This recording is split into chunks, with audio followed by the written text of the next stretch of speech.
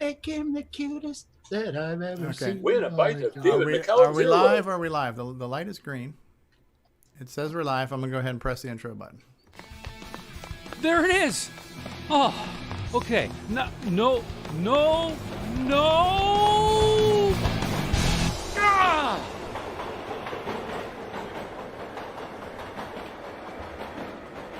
We at CoCoTALK would like to thank the patrons who sponsor our show. So thanks go to Al Hartman, Alan Huffman, Alan Murphy, Blair Ledoux, Brendan Donaghy, Brian Joyce, Brian Weasler, Christina Armstrong, D. Bruce Moore, Davey Mitchell, Diego, Disney Saints fan, Eric Canales, Fedor Stamen, Grant Leedy, Jason Bucata, Jason Downs, Jenna Farron, Ken Reichard, Kyle Eder, Malfunct, Michael Pitsley, Paul Fiscarelli, Paul Shoemaker, Richard Lorbieski, Rob Inman, Stephen Wagner, Steve Bjork, Terry Steen, Terry Steggy, The Backyard Shed Gang, Tom C., Tom S., and Tim Lindner. Thank you ever so much, patrons. CoCoTALK is an unscripted live broadcast. Anything can and will happen. The views and opinions expressed by members of the panel and the live audience are their own and not necessarily those of the CoCoTALK show, its sponsors, affiliates, or subsidiaries. Open minds encouraged, sense of humor recommended. If any off-color comments were made, we're sorry. Hi, this is Dale Lear, designer of TRS-80 Color Baseball, and you're listening to CoCoTALK.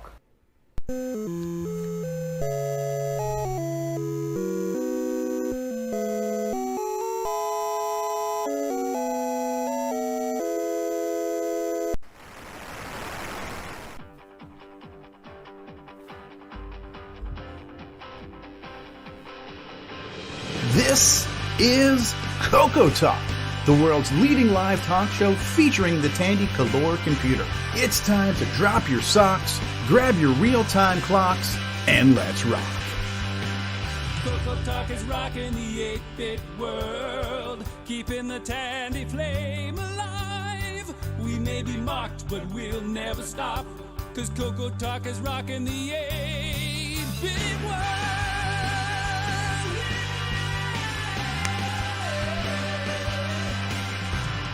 Good afternoon, everybody. Welcome to everyone's favorite talk show featuring the Tandy Color computer. We're talking about none other than CoCoTALK episode 165, where we're going to talk about, I don't know, Coco? CoCoTALK is rocking the 8-bit world, keeping the Tandy flame alive. We may be mocked, but we'll never stop, cause CoCoTALK is rocking the 8-bit world.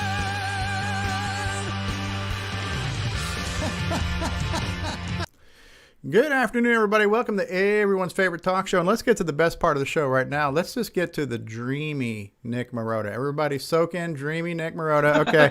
It doesn't get any better than this. Good night, everybody. This concludes another episode of CoCoTALK, the world's leading live talk show featuring the Tandy Color computer. Wow, The Tandy Color computer. Jim Brain would never be. I feel objectified. That's the fastest episode ever. Oh, it was. We cut rid of all the crap. Best one. Yes. Change it to 166. That's it. It's like being in the deli right now. All right, well, we got a great show in store for you. For once, we've got all kinds of people here. We have got Mark Bosley in the house. Hello, Mark B. Hello. We have Mark D. Overholzer in the house. Hello, Mark. Hey there, glad to be here. We have the internet's own Grant Leedy. Grant Leedy's great for ratings. Welcome, Grant. Hey, how's it going, guys? We've got our Hispanic member, L. Curtis Boyle. Hello, everyone. That's Spanish for the Curtis Boyle. We've got Rondelvo. Beatles today. Yeah, you do. We've got a guy who likes to say, Thank you. Yes, you're too kind, and thank you. we're talking about none other than Rick Adams. How you doing, Rick? Hello there. Okay. Yeah. It's the George Carlin Sound-Alike contest right here. All right. We got a guy who likes to say, Stop right there. and he makes a lot of cables and things with toggle switches. It's Jason, the Coco Man Reichard. Hello, Jason. Hello, and I don't like saying that. But I did it anyway. You did it for the money, right? We got. I demanded 50% more than everyone else got, That's right. and I got it. We've got a guy who's got enough analog sense that would make you say, "Oh, crikey!" David O'Connor's here. Welcome, David. Hello, everybody. Welcome from the non-existent land down under. There we go. We've got Mr. Dreamboat himself. Nick Marotta. Hey, Nick. Hey, I how didn't. are you doing? Good. Didn't mean to interrupt you from whatever you're doing. That was obviously more important than us. But welcome Oh, back. just Yeah. typing one of my fans. Just responding to some fan mail. Yeah. Isn't he dreamy? He is so dreamy. He's booking his conference tour Yeah, and book that's right. signing. That's right. That's right. So how much you charge for an autograph? We got a guy who gets things that makes us jealous. Brian Weasler's here. Hello, Brian. Hello, all. Welcome. Welcome, welcome. We've got from Mission Control, Alan Murphy's here. Welcome, Alan. Howdy, howdy. The guy with the beard that gives Nick Marotta's hair a run for its money as far as being luxurious, Rick Euland's here. Hey, Rick. Howdy, folks. We've got Mr. Dave 6809. Dave Veery's here. Welcome, Dave. Hey guys, how are y'all doing? Not bad, not bad. A guy who's every time he creates a new game, another Ferrari shows up in his garage. It's Nick Marentes. G'day, everyone. G'day, g'day. We've got a celebrity in the house. Brian, the Music Man Shoebrings here. Welcome, Brian. He's muted. And we got a guy who he's occasionally known for being somewhat enthusiastic about being on the program. He shows up as being muted. Hopefully you're not muted. David Ladd, are you there? David Ladd. Hello, everyone. Are you ready for a show today? My greasel is weased. My weasel is greased. Yes, so it is. My greasel is weased. Yes. So, and Brian, the Music Man Shoebring, you are now unmuted. How are you, sir? I'm doing good. And it sounds like you got a lozenge for that throat. You no longer have that thing going on there. Of course. All right. Excellent, excellent. And I'm your host with the least, Stevie Stroh. Welcome to the program, everybody. Brian, you mentioned you were kind of pressed for time today, right? Right, Brian Weasler?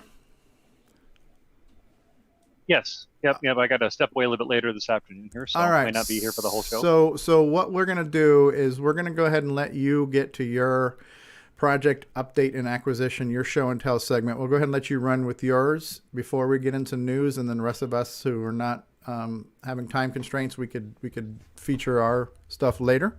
So Okay. Not to put you on the spot, but I'm putting you on the spot. Are you ready to show and to tell Brian Weasler? Yes. Yep. A couple of things I wanted to kind of share, and then I'll show the big one here that I'm really was kind of excited about getting. One thing that was kind of fun is I found some cassettes out there. I know we've talked about these before. The ones that look like little computer reels. Oh yeah, yeah. Yeah, got a 4 of them there. So those were kind of fun. I have a couple of these that I actually used back in the day, and I don't know, when I saw these out there, I just had to grab them up because they're just something a little different about them. So Yeah, absolutely. Kind of fun. So, and then one that I got. Go ahead. What brand are they? Are they Tandy ones, or are they? Yep. Yeah, they actually say TRS-80 right on the front cover there. Oh, wow. Oh, cool. Oh, yeah, cool. Yeah, nice. I always like those type because they would never, the tapes is sometimes kind of alignment and they jam, especially if you rewind them and fast forward them a lot. And so those were lovely because they never would. Oh, because it has the little metal reel that it actually spools up onto? Yeah. Yep. Like I said, when I do a lot of fast forward rewinding, the tape would get out of alignment until it jams in there. And then you're like, got to work it through slowly and try to get it all straightened out. So. And that's Those when you are grab the wonderful. pencil with the eraser and you start to turn it manually like that? Yep. Carefully. Yep. Exactly. There's a quicker method. You get it, and you get the tape, and you tap it on your leg like that. I've tried that, but sometimes it gets so jammed it won't do that. So. Yeah. Okay. Very jammed up tape then. And then something I also stumbled across, it might be kind of fun because I've wanted to make a joystick or two, but this is actually a Radio Shack part. Okay. It is a joystick. I posted some pictures out on Facebook, but it has both potentiometers on it. They're the 100K, just like the Tandy ones do. Looks like the type that go in the RC controllers. It looks like a replacement module. So if you have one okay. controllers, it has some screws. It even comes with the little aluminum handle, Yep. like the Black Beauties that have the metal handle. So it's just kind of a fun little find. I thought might be kind of interesting. Yeah, cool. And then one here that was kind of fun. This came all the way from over the pond, from over in the UK. Across the pond, as we say. Cross the pond, yes. Yeah. Oops, let me get it out of this packaging here. Only because I find joysticks kind of interesting.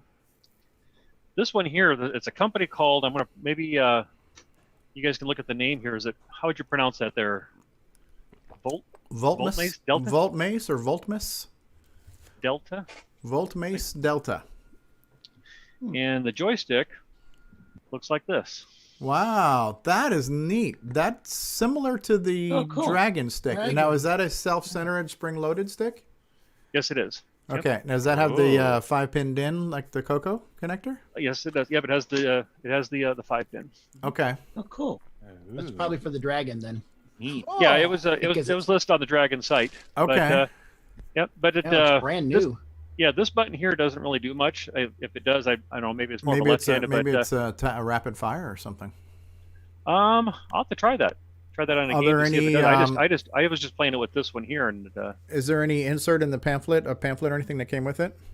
no little documentation, and the outside just has the part numbers on it. So no. Okay. I might be able to go out and look, and maybe there might be something out online. Maybe someone might have scanned in or something. But it even says made. Even says made in. Let me get the light there. That's hard to see. They're made in England. In England, jolly good. So, jolly good. I think that right-hand button there isn't that third button. That's designed to put out the dumpster fire, isn't it? That's why it doesn't work.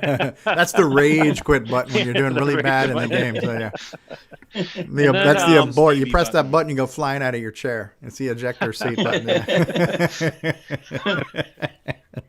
And then maybe it was 3 weeks ago. I showed this color computer here that I acquired. Okay. It's the one that has the composite board that's installed from the factory. Okay. And the model number on this, what's that?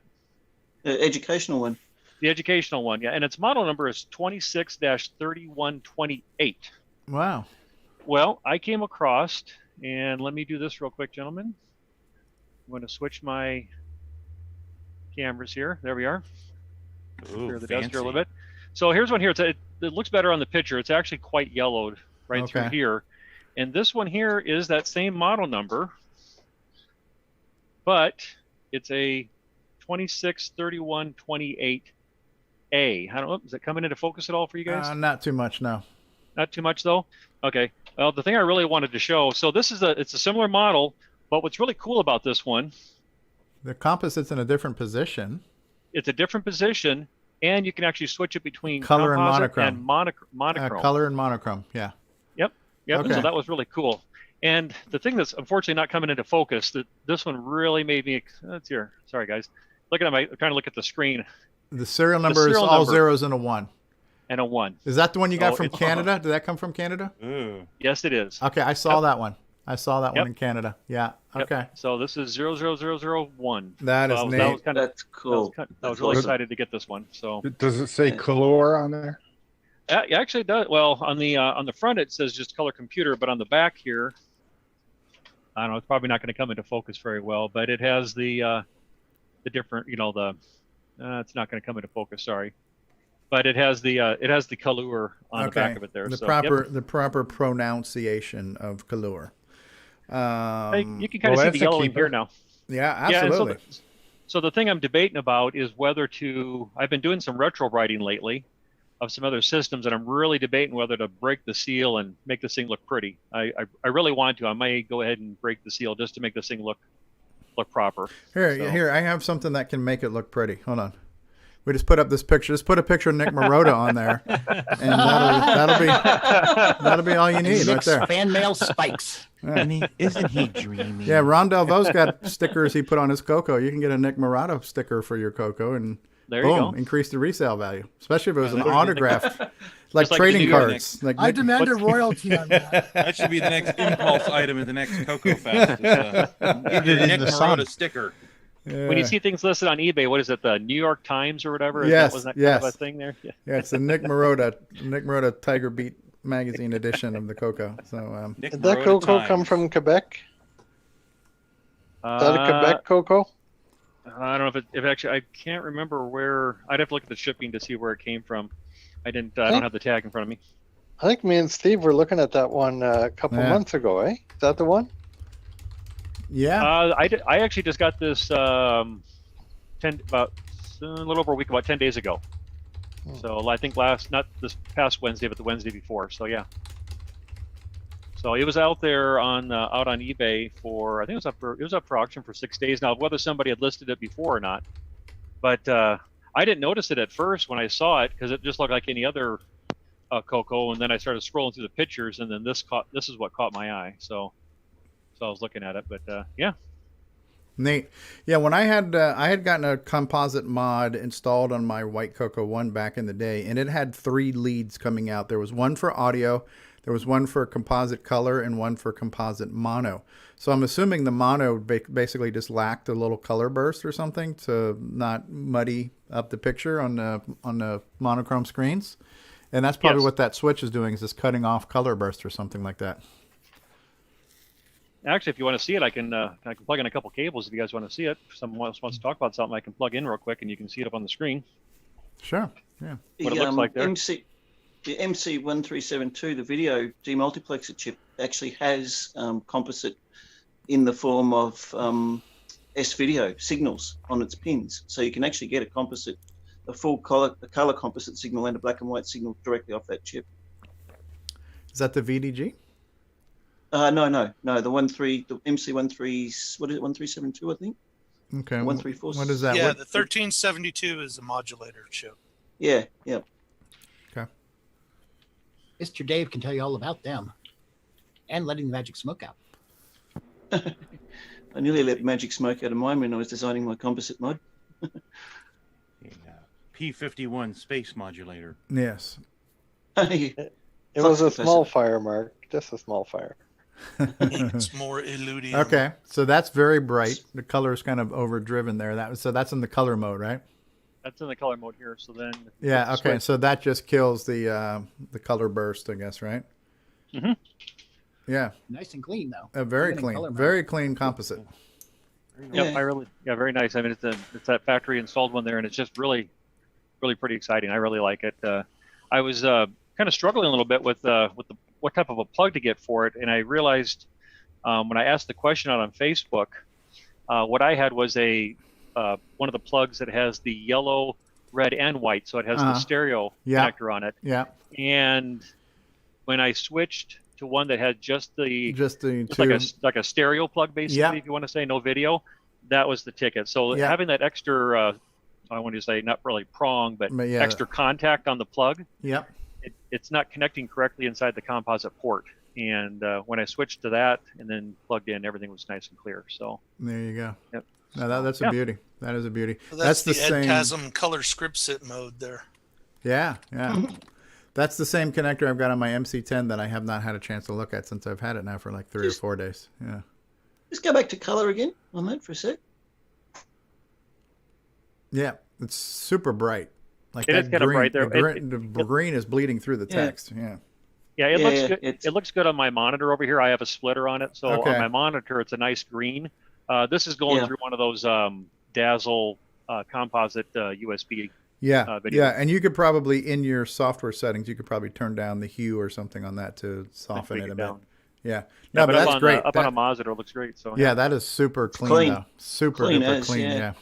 That's a just beauty, one last mate. thing.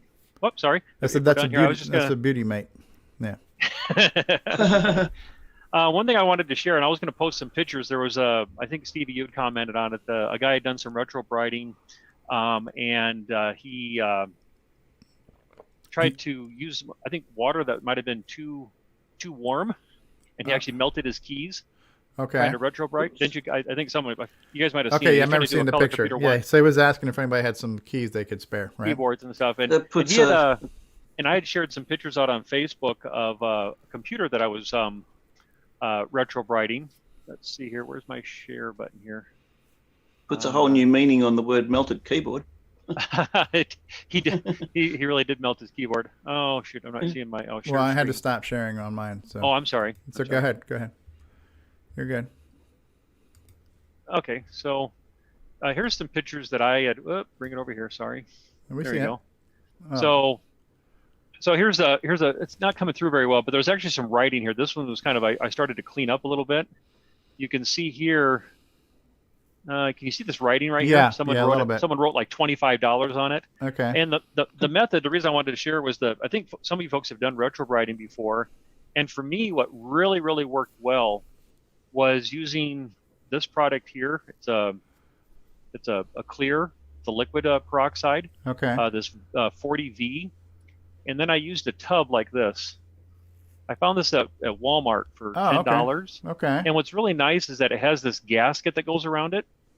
And when I put the water in there enough to just cover the case with the peroxide, I probably maybe put, I don't know, maybe a cup and a half in there. Okay. In the sun, because it's closed like this, it actually heated up the water. Oh, wow. So you kind of boiled that sumbitch. Yeah, and so it wasn't like, I mean, it wasn't hot. I mean, like, I think that guy might have had maybe too hot of water, obviously. Okay. But it's obviously more than just lukewarm. So the combination of the warm water with the peroxide and the UV from the sun, let's see here. You can see here's a picture right here, and it's completely gone. Yeah. And it really whitened up really nice. Now, what did you do for the badge? Did you like put some painter's tape over that badge or something to protect it? Or? Well, this badge here was already... it looks like it was already kind of faded, right? It was kind of This pre-faded. this one was already faded, and so I really didn't worry about trying to salvage this one, and it didn't make it any worse. Okay. But I do have some that I'm working on right now, and I'm actually taking the badges off just by getting a real thin screwdriver right here. And once you get underneath the bottom of that badge and just push it straight across, it peels off really nice. And then I use some thin double-sided tape, like double-sided Scotch tape, and to re-adhere it back on there Does again. applying a little bit of heat help them come up at all? A little heat? And then... Yeah, a little bit of heat there. You can see here on the bottom, you can actually see its little tan line right here. Yeah, from the warranty sticker. Yep. Oh, yeah, right. When I was all done retro-brighting it, you can see the difference here. Wow. And wow. You can just see you can barely see it. Yeah, you can barely see it now. Yeah. Yep. So that those three combinations, the heat, And what state are you in? Iowa. Iowa. So apparently you've got adequate sunshine there. Yep. Out on the back deck there, I was able to get some good sunshine. It took about 4 hours. Okay. In the tank there. So yep.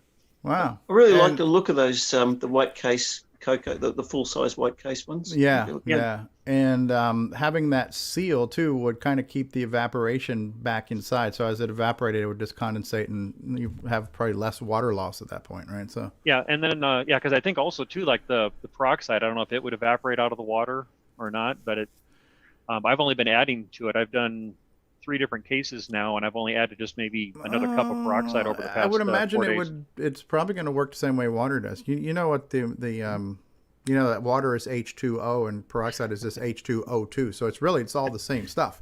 So I'd imagine it has to work the same way.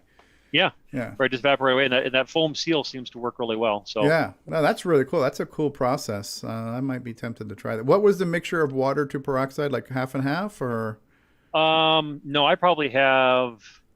I'm going to guess maybe 2 gallons of water, and maybe up at this point here, probably about 2 cups of peroxide. Oh, so maybe, really? Yeah, so it's not it's not a high concentration like 50-50 or anything like that. Oh, okay. Wow. Really?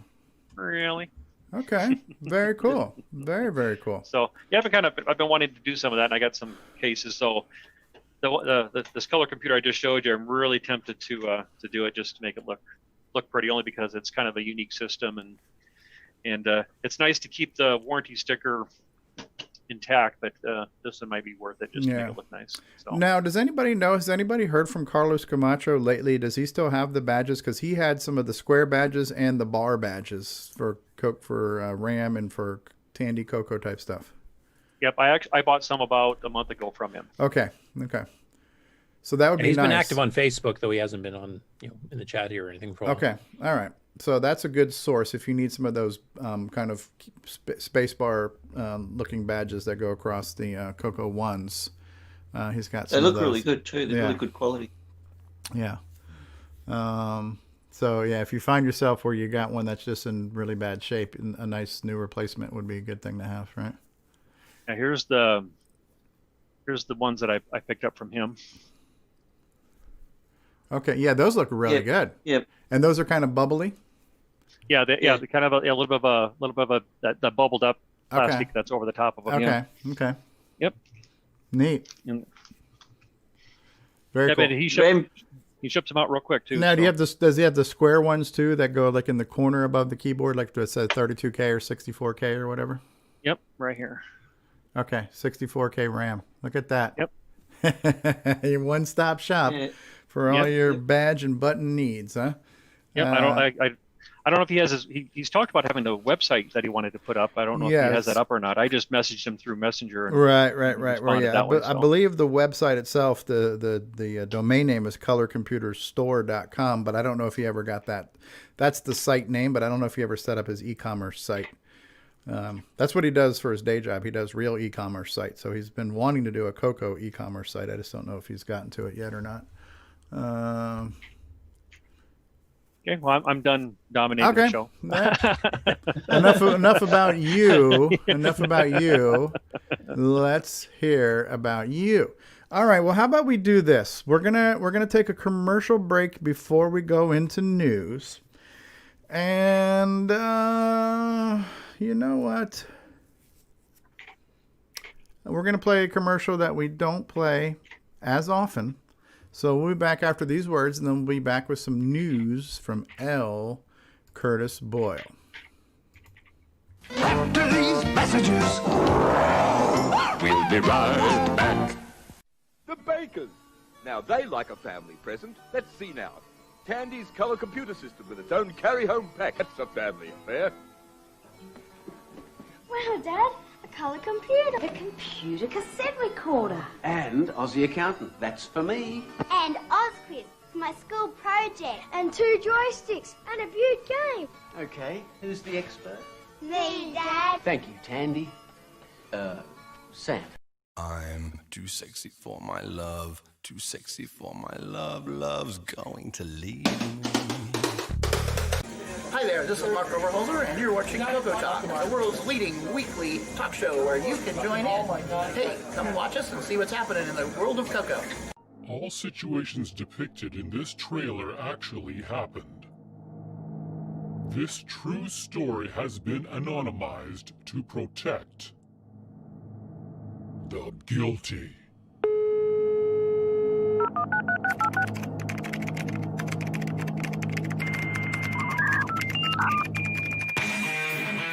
Starting in the dead of winter, a group of bored teenagers blew stuff up, learned code cracking, learned phone phreaking, hijacked and hacked. No system was safe. No one could catch them, or so they thought.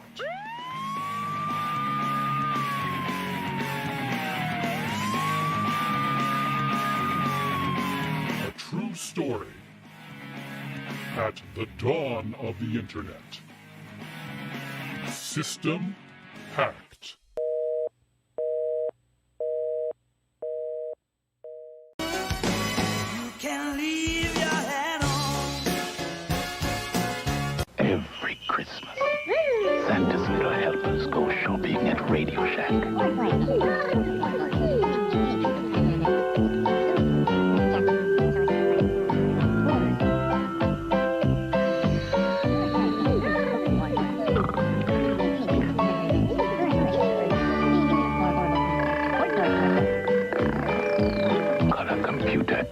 A unique gift idea from Radio Shack.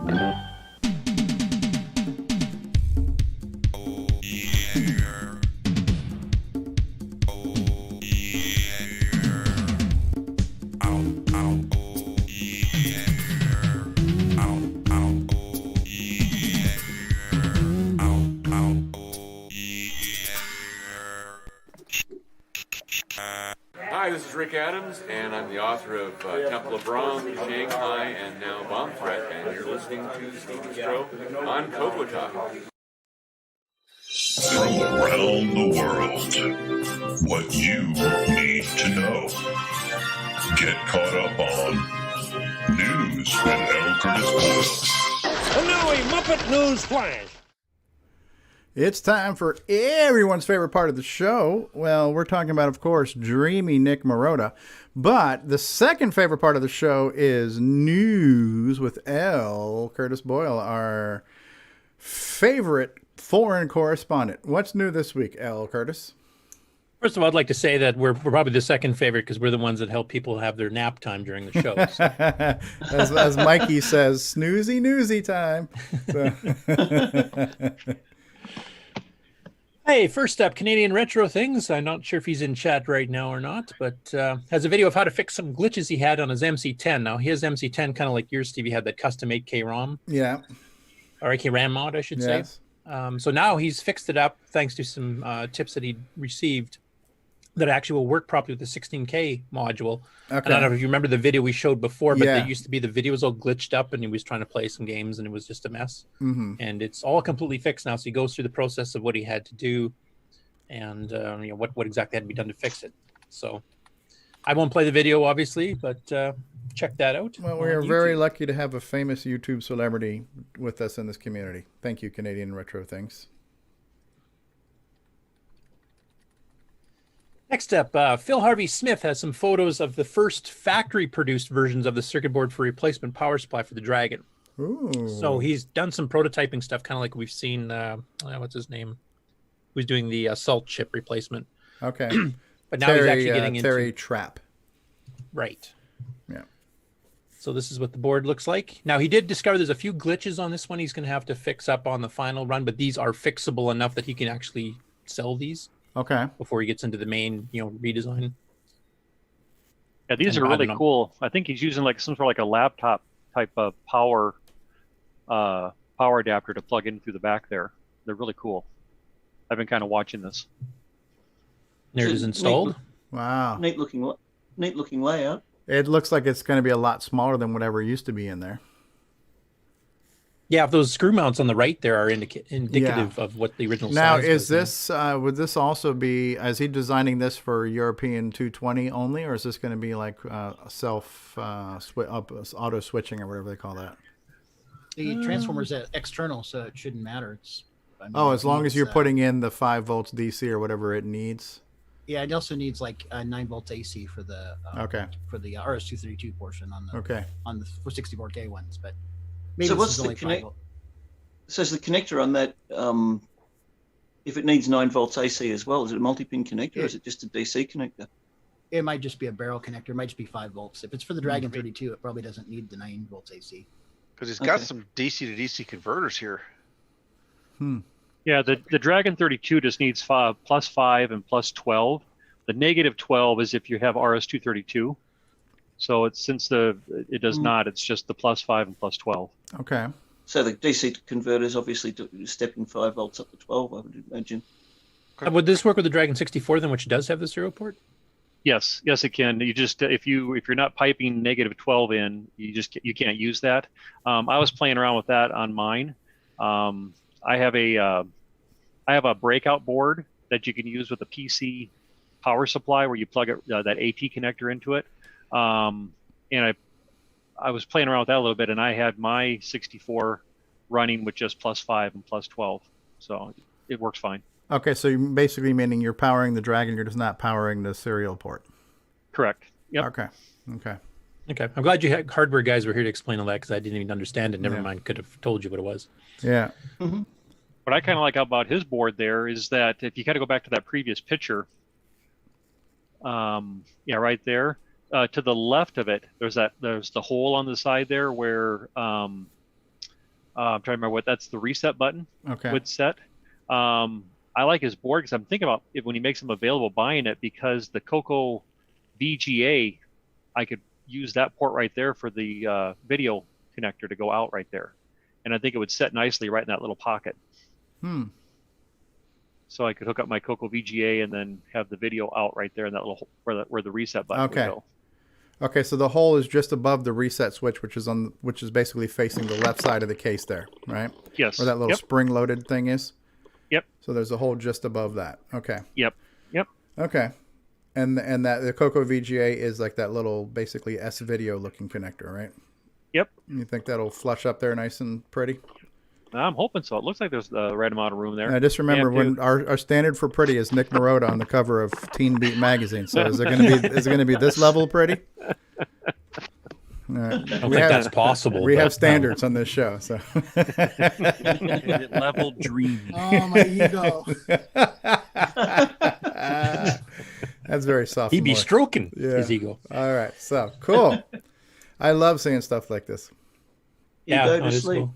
Yeah. It is nice because the PSUs are becoming scarce. There's a lot of dragons out there that are available for purchase, but so many of them don't have the power adapter. So. Okay, here we go. We've got some official correspondence here from Kieran, a.k.a. Sixy from the UK. He says, FYI, on the Dragon 64 at least, the negative 12-volt rail is used to feed a regulator on the main board to generate negative 5 volts, which is needed for the video circuitry, I think.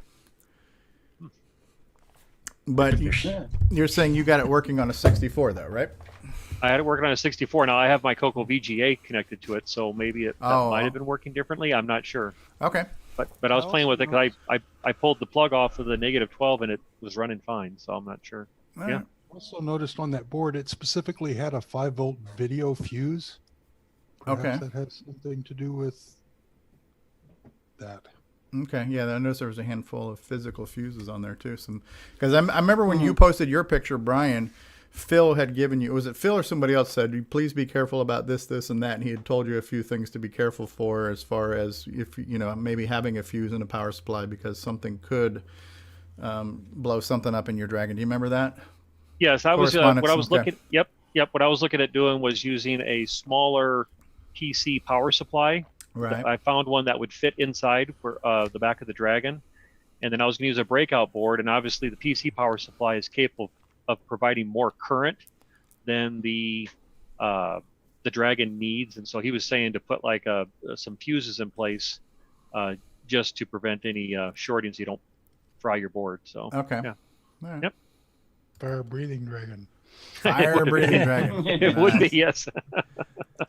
Let all the smoke out. Crikey, it's smoking. Okay. Getting the smoke back in's a hard bit. Sorry, good. Okay, next up, Jim Gary's been working on porting the Sword of Fargo, which was an old Commodore PET game originally, but it was one that Epic sold and actually sold on multiple systems afterwards. Now, I'm not going to play the video in this case here because there's an update that's in the GameON news segment. Okay. But basically, he had posted this, I think, on Sunday, and he's got the gameplay. He was going through debugging. He wanted some testers to come and try it, and then he's also asked if anybody wants him to port it to the CoCo. And it's a pretty interesting game using the lowest graphics, one of the better ones. Even has shadowing where you can only see around your character, and it gradually builds the map as you're going. Oh, neat! So like so I'll show that in the GameON kind news of like segment rogue there. Like, right? Yeah, but just as of I think yesterday, the day before, he actually released it. So I think he's basically had some people debugging and testing it over the week, as of course the week went through. So I don't know if he's still looking for people to test it and report bugs, or if he's pretty well got them worked out. But we'll play the video in the actual GameON segment. Okay. Later on in the show. Hello, Ben Drake's just joined us. Hey, Ben. Okay. Sub-Etha Software. Yep. Good old Alan Huffman. I was hoping he was going to be here to see if he's figured anything further out. Basically, what he's been doing is he's been going through some old papers and things from back in the day in the 80s. And this is from when he's learning machine language. He found this source code listing here with no comments and just he didn't even know address, so he doesn't even know where it was. So he's been trying to go through and figure out what the heck is this thing doing. And he went through it and he's thought maybe originally it was part of the terminal program that Rainbow wrote, because they wrote this thing called Remote Term. And there's two versions of 183, 185. And it was basically if you wanted to run your own BBS, you could actually set up the CoCo in BASIC to allow BASIC programs to run through the Bitbanger port. And people could log into your computer and do whatever they want, or you can make it a remote terminal in your own house if you wanted to, for disk BASIC. So he originally thought it was that because it is playing around here. You can see the story 16A story X16B, which is one of the vectors that BASIC uses. Okay.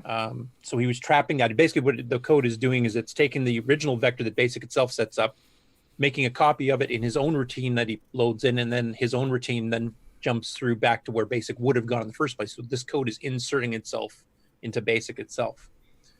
But I guess he did some fiddling around. He figured that wasn't it. So now he doesn't have a clue. So now he was actually asking for some help on see if anybody can go through and figure it out here. Okay, looks like we got a response from looks like William's Astle. added in a response. which I haven't read yet. But Okay. anyway, it's a pretty interesting thing, and he's actually got quite a few of these sheets lying around, I guess. So expect more of these to show up on his blog of mystery code that he's had lying around for decades. So Fallout for the mystery code. I've actually got a few of these myself. I should probably do the same thing. I've also got old maps I found from some of the old games. Like I had mapped out Rad Warrior and I'd mapped out Gates of Delirium and loser. Excuse me. Sorry, something in my throat. Yeah. So you're saying there's going to be plenty more sheet to come out later. Yeah.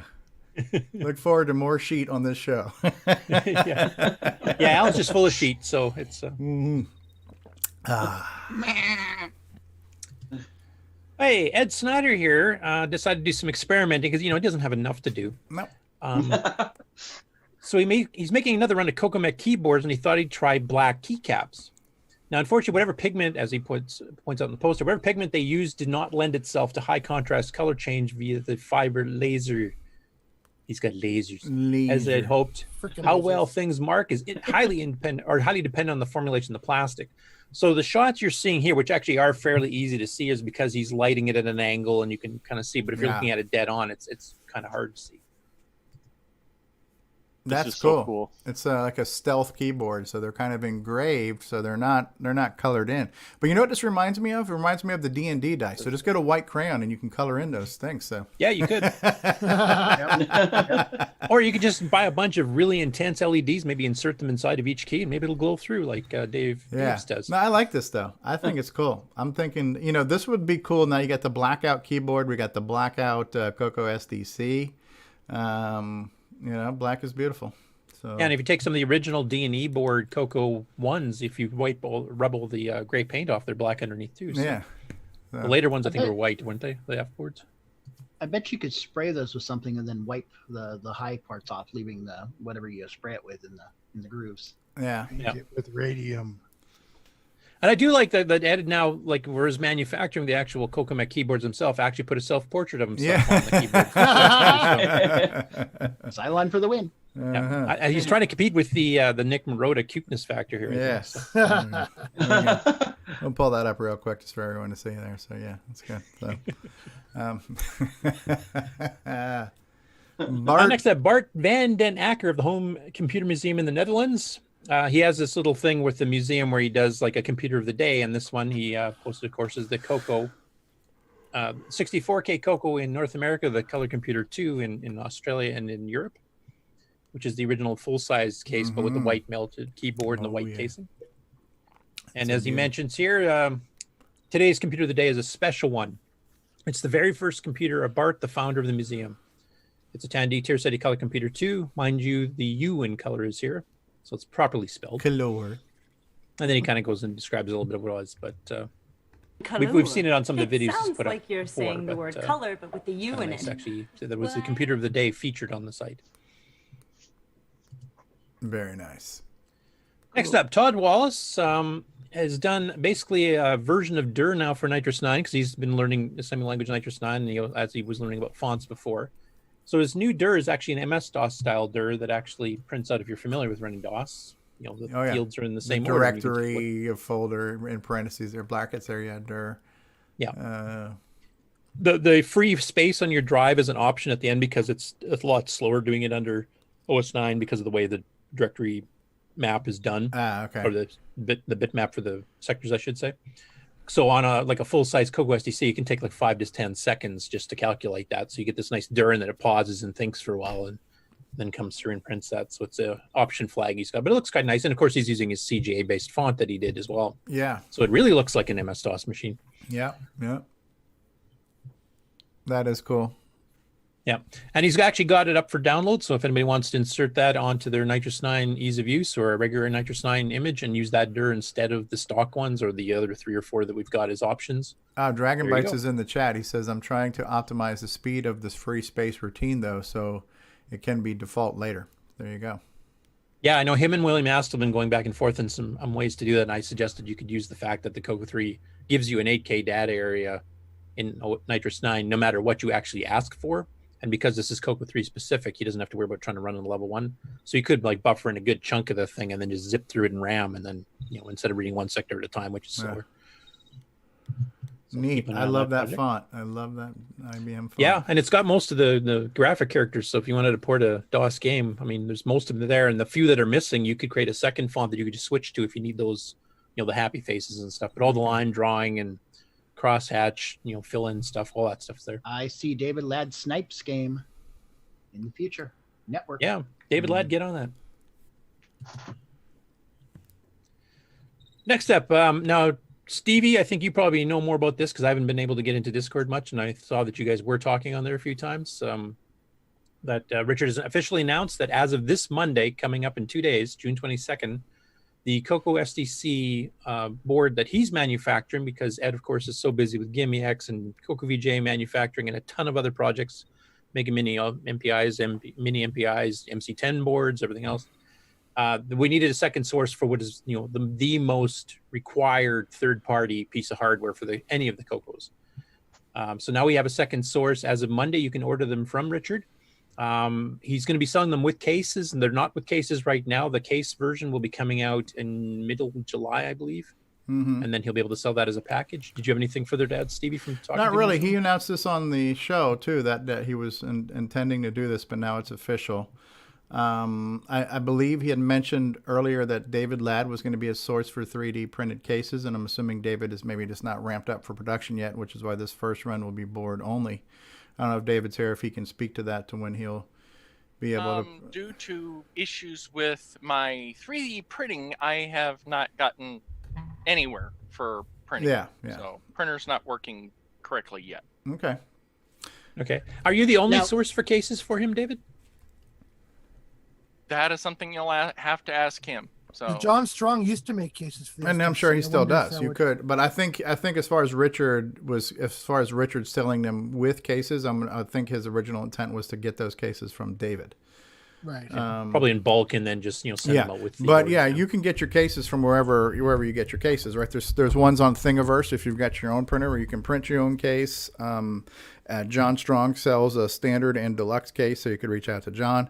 I don't know if you have this in the news article too, but I think Neil Blanchard also just posted recently that he's got some CoCo SDCs for sale with cases in a handful of colors. Multiple colors. A handful of colors. Oh, okay. No, I missed that one. So. And just one thing to add, the Thingiverse, you don't necessarily have to have your own 3D printer. There are some people that will print them for you. Okay, there you go. So yeah. Oh, good. So there you have it. So yeah, there are ways to get cases, but I guess in this first initial offering, these will be sans case until the whole board of case distribution can be worked out. I consider myself lucky for two reasons. Number one, I love how the black board looks, and I have right now the extra clear acrylic case that David Ladd sent me. That was the Tim Lindner first run of the two pieces of the clear acrylic. I think this black board would look super cool in a clear case, so I'm going to order one of just the board anyways because I want to be able to see that black board in the clear case. Cool. Yeah. So he'll be selling them for $58 just for the board, and then the complete mid-July one with the SDC case around it will be $75. Cases will come in black, primary, and also white, blue, and purple as special orders. Okay. Very nice. I posted a link to Neil's Facebook post also about his CoCo SDC. Did Neil say how many he's got available? Like, is he just cleaning out stock, or is he... No, he's ramping up, it sounds like. I don't know that. I don't know any specifics were mentioned. I think he said something like DM me if you're interested. So as far as the particulars, it's one of those secret handshake type things. You got to reach out. The more source for these, the better. Cause it's absolutely. And the good thing about Neil having some, he's in Canada. So obviously, if you're in Canada, he's your best bet there to cut down on shipping, right? Because he can keep it all in cost state. and time both, especially with the border being slowed down right now. Shipping time and shipping cost, right? And as Richard mentioned on the show here, he's got the unique color of the circuit board to help separate his from Ed's. You can tell which version you have, though they're compatible with each other. Yep. Yeah, I'm thinking I might get my second one I order. I might have that one set up to be a Dragon one too, because I'm getting close to unboxing the Dragon. So. Yeah, I will warn you, Dragon DOS, as Nick Marentes has discovered lately, is quite different than Disk Basic. Okay. Next up, this is actually could be a mini discussion topic here. So Michael Pitsley put up the question in Facebook. There's so many different apps, games, utilities, demos, and other things on the SDC image. Of course, the ultimate SDC image that quite a few of us have. Way too many to see it all. I'm looking for your opinion on the best CoCo 3 demo. And then we didn't have the big demo scene on the CoCo like, the Amiga and the C64 and some of the other machines had. So the ones that he starts talking about here that he's seen already is the Radio Shack Christmas demo with, Santa and the truck and everything else. And then, of course, the original demo from Radio Shack when the CoCo 3 was first released. That was the Spectral Associates one, right? With the bouncing ball and the... Yeah, that's this one right here that Chad Edward posted a link to the video here. Okay. And then Sierra, of course, made their generic Christmas one that would work on any of the Sierra engines, and that's been ported thanks to EM Major. And then, of course, the 3D Ray Trace demo, which we've shown on the Nitrous 9 EOU is one of the ones, but it's also available for Disk Basic as well. And then there's been a link to Simon's, of course, the one from CoCo Fest. And then I think I'd mentioned a few like Sockmaster as, bouncing ball, and he's got his, the graduating characters that go off into the distance, and his Moon Patrol demo. Yeah. Even the Matrix one is pretty cool. Yeah. There's bouncing balls from, Steve Bjork's done one. I might do that one for the CoCo 1 and 2. Von Cato did some before Sockmaster did. Kevin Darling did the one that's in the Nitrous 9 Ease of Use. RemTube is that 3D texture mapping demo and a Wolfenstein 3D demo, and also a sprite scrolling demo where the sprites are flying around the screen, the whole screen scrolling around. Plus there's that sprite library that had a good demo built into it. So that was some of the other ones I've seen. John Linville's Video Player is another one. Ed Snyder's had a few good demos too. Is there any other demos, or is there any demo out of all of these that some people here as a brief discussion topic would think is the best one to show off the CoCo 3? Now, I know Paul Fiscarelli, even though it's a playable game, Paul Fiscarelli considers Run Dino Run to be a demo because they want to demo how you could have multi-voice sound and still have enough CPU left over to build a game around it. So that's kind of a demo as well, which I think is pretty cool. Yeah, I guess that would kind of qualify, yeah. You know what I would love to see? I don't know that it exists, but these were really popular, were the various aquarium screensavers. It'd be kind of cool just to have some random fish swimming from side to side and the background watercolor kind of... You just figured out your assembly topic there, Steve. So there was one done in BASIC quite a while ago. I do remember seeing with the bubbles and stuff. Yeah, and like you can have the background change from day to night and stuff just by palette shifting between blue and black. Yeah, the old After Dark style. Yeah. That would be kind of cool. If we're going to have that, I want the flying toasters. Flying toasters. Anyway, if you guys have any suggestions for them, any demos that I think you ran off a really good list already. Are all those lists, all those ones you verbally listed in the comments of this thread here? Not all of them. I was actually coming up the list just before the show here. Yeah, I think I threw one in here yesterday, but did we mention the Gloom 3D demo? Nope, that's another one. The one that started the whole 3D. You can do 3D graphics on a CoCo in real time. That was the one that Sockmaster did, right? Yeah, exactly. Yes. Okay.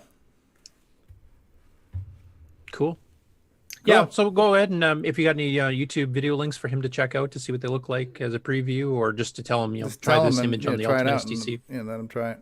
Yeah, I tell you, another kind of neat feature is on the CoCo Pi, the attract mode, where you can have a CoCo just run through different cartridges as a demo. That's pretty cool too. I know that's not on a real CoCo, but I think that's a cool demo just to have running. And there's one for the CoCo 3 that runs through a large library of Ron Delvaux's high color images that he converted. And so to run through kind of like a slideshow of these high color pictures as a demo is kind of cool as well. Actually, the high color is a good demo as well, just to show, if you start doing hardware tricks, you can get, 4,000 color pictures on it. Twilight Terminal, I guess, is kind of a demo in a way too, to show, Yeah. 20 color text and stuff as well. Neat. Also, maybe it'll encourage some people to write some demos and go, I haven't seen a demo that does this. And, right. Well, how about Simon Jonathan's CoCo Fest demo? That actually was one of the ones that was mentioned. All right. There you go. And that one, actually, Simon commented on that down here. He goes, I still need to finish it. Okay, cool. And then the last one here, I'll just mute for a little bit. You guys can watch the whole thing. The next episode 3 of the CoCo Collector by Boise Pete, has been put out just last night. Okay. And this one features a CoCo 3 that Marty Goodman used to own, and then Tim Linder had rescued a bunch of stuff because Marty was clearing out a bunch of things. And it's one of the ones he's hacked the living crap out of here. As you can see, he's got an external keyboard in a wooden case. He's got work. Wow. This is typical Marty. If you've ever been to Marty's house, all of his computers are like this. Look at that ribbon cable. Yeah, he connected the 10-pin RGB from the bottom to the side over there on the left-hand side. There it is. Okay, yeah. Yeah, so it actually roots in, and then you can unplug the RGB monitor on the side instead of having to lift up your CoCo, especially if it's hooked up to a multi-pack. That's the predecessor to the Kookaburra cable, right? Wasn't that just the? That's the Wallaby. Wallaby cable. Okay, yes. Well, the Kookaburra is the extension. You can do it with that too, but the Wallaby people use their Wallaby cable for that purpose also. Yeah. He's got a performance peripherals older 512K upgrade still in there. Okay. The keyboard connector is actually not just the keyboard either. The reset switch is actually routed through it. And if you look on the front of the wooden keyboard, there's a little recess switch you can hit for the reset switch. So he actually demonstrates hitting Control Alt and hitting the front reset, and it does the How much set could a reset set if a reset could reset? And of course, being Marty Goodman, he reprogrammed the picture on the on the Three Amigos, so it's no longer the Three Amigos at all. I'm see if I can find that. Oh, here's the reset switch here. Look at that. Oh, yeah, right. So maybe can you guys hear that? No. Nope. I don't know if you're sharing system sound with the video, but that's fine. Okay. Here we go. So there's the HDB DOS. He's got the capture running through. Oh, that's the reset. What the hell is that? Freaking bugs. Bugs. That's a typical Marty Goodman sense of humor thing. Yeah. Okay. Those computer all he said is to get bugs. out of having a computer bug crash machine, so he puts bugs up as his screen. Okay. Anyway, the whole series that he's been doing here, this is a series I really do look forward to every time an episode comes out, because he's demonstrating standard machines, but he's also got these weird kinked up ones that people have customized. He's got prototypes coming up that almost nobody's ever seen in real life. So I'm really looking forward to the rest of the series. Anyway, it's a 10-minute video, so he's got a fair bit of information there. He does some tests on it to make sure everything's working, runs a RAM test on it. And basically everything in this one is working fine. And one other thing he pointed out, and this is typical of Marty Goodman, because was always hardware hacking back in the day, is that when he received the machine, it has not a single screw in it, and probably hasn't in decades. Because having to take the screws out to take the case off just slows Marty down. That's it. Yeah. 3 out of my 4 CoCos are exactly the same. No screws. Just pull the top right off. Easy access. Yep. Where can we find this? It's on Boise's channel. The CoCo Collector. Collector. Yeah. Yep.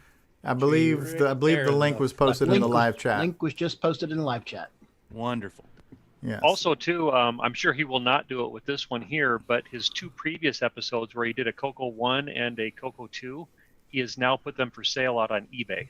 And he references them saying, here's the CoCo as seen on episode 1 and episode 2. Oh, I didn't know he did that. Okay. Yep.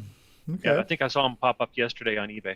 I know he has a ton of CoCos, and I thought he was actually collecting, but maybe he's kind of feeling a little guilty that a lot of people are trying to find, especially CoCo 3s these days. And on eBay, they're getting darn hard to find for a reasonable price. Okay. That's cool. And that is the end of the regular news. As I said, a short news week. Well, thank you, Boise, for doing that. Very, very cool. Well, how about we take another break before we get into the Game On section, and Nick Marotta, just so we know, like right after the break, we're just going to go straight into our usual way that we start Game On. Yeah. Yeah. The way we've done it the last couple of weeks. Yep. That's the plan. Well, thank you all for being here. We hope you're enjoying the show so far. That concludes news. Thank you, Al Curtis Boyle, for procuring and delivering the news for us this week and every week. We feel very well informed, thanks to you, sir. So we're going to run another commercial break. Let's see. I've got so many choices, and I'm just not sure which one to do. How about we just do, you know what? You won't go very far, Fletcher. We gotta run. We gotta run some Fletcher. We're gonna run some Fletcher, and we'll be back with Game He's On. always dependable. That's it. Hey, Grant Leedy's returned. Hey, Grant. Everything come out okay? After these messages, we'll be right back. Fletcher, I don't need that report tomorrow. Great, JT. I need it tonight. But JT... Fletcher saved $300 on her office away from the office. Radio Shack's revolutionary Model 100 computer. It's a word processor, phone directory, and dialer. It even communicates with the office computer. Fletcher, how's that report? Fletcher. Radio Shack's Model 100. Save $300 and put it to work. There it is. Shit. God dang it. I just screwed up on the commercials. Hold on, guys. I got too many buttons to press now here. This is technology for you. After these messages, we'll be right back. Fletcher, I don't need that report tomorrow. Great, JT. I need it tonight. But JT... Fletcher saved $300 on her office away from the office. Radio Shack's revolutionary Model 100 computer. It's a word processor, phone directory, and dialer. It even communicates with the office computer. Fletcher, how's that report? Fletcher. Radio Shack's Model 100. Save $300 and put it to work. You'll go far, Fletcher. You'll go far. And now, CoCo Thoughts by Samuel Gimes. On holidays, Uncle JT would entertain us with stories of his business conquests and his assistant who would meet any deadline that he imposed, no matter how ridiculous. Well, until she shot him in the face, that is.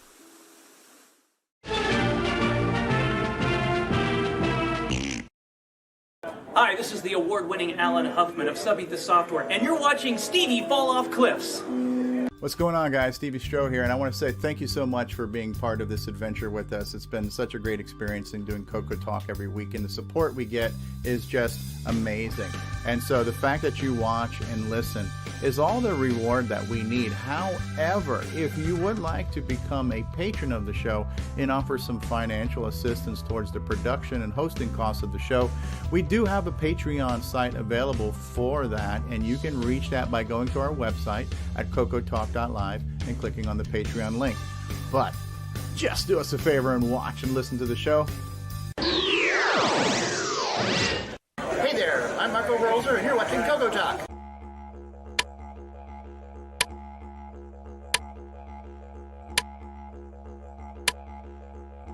This is not the Joey cereal switch. This is the Joey cereal switch. Control up to 3 cereal devices. Order yours today at cocoman.biz. Radio Shack, America's technology store. Right! This Christmas, Tandy has a very special offer. A family color computer pack to take away at a very special price. This family computer comes complete with software and costs an incredible $449, a saving of $241.69.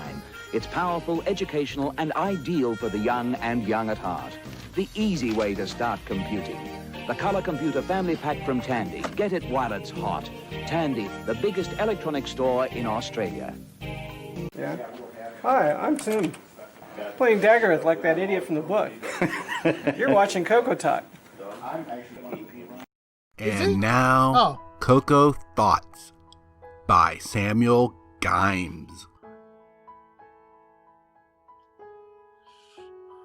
In Galagon, the battle begins.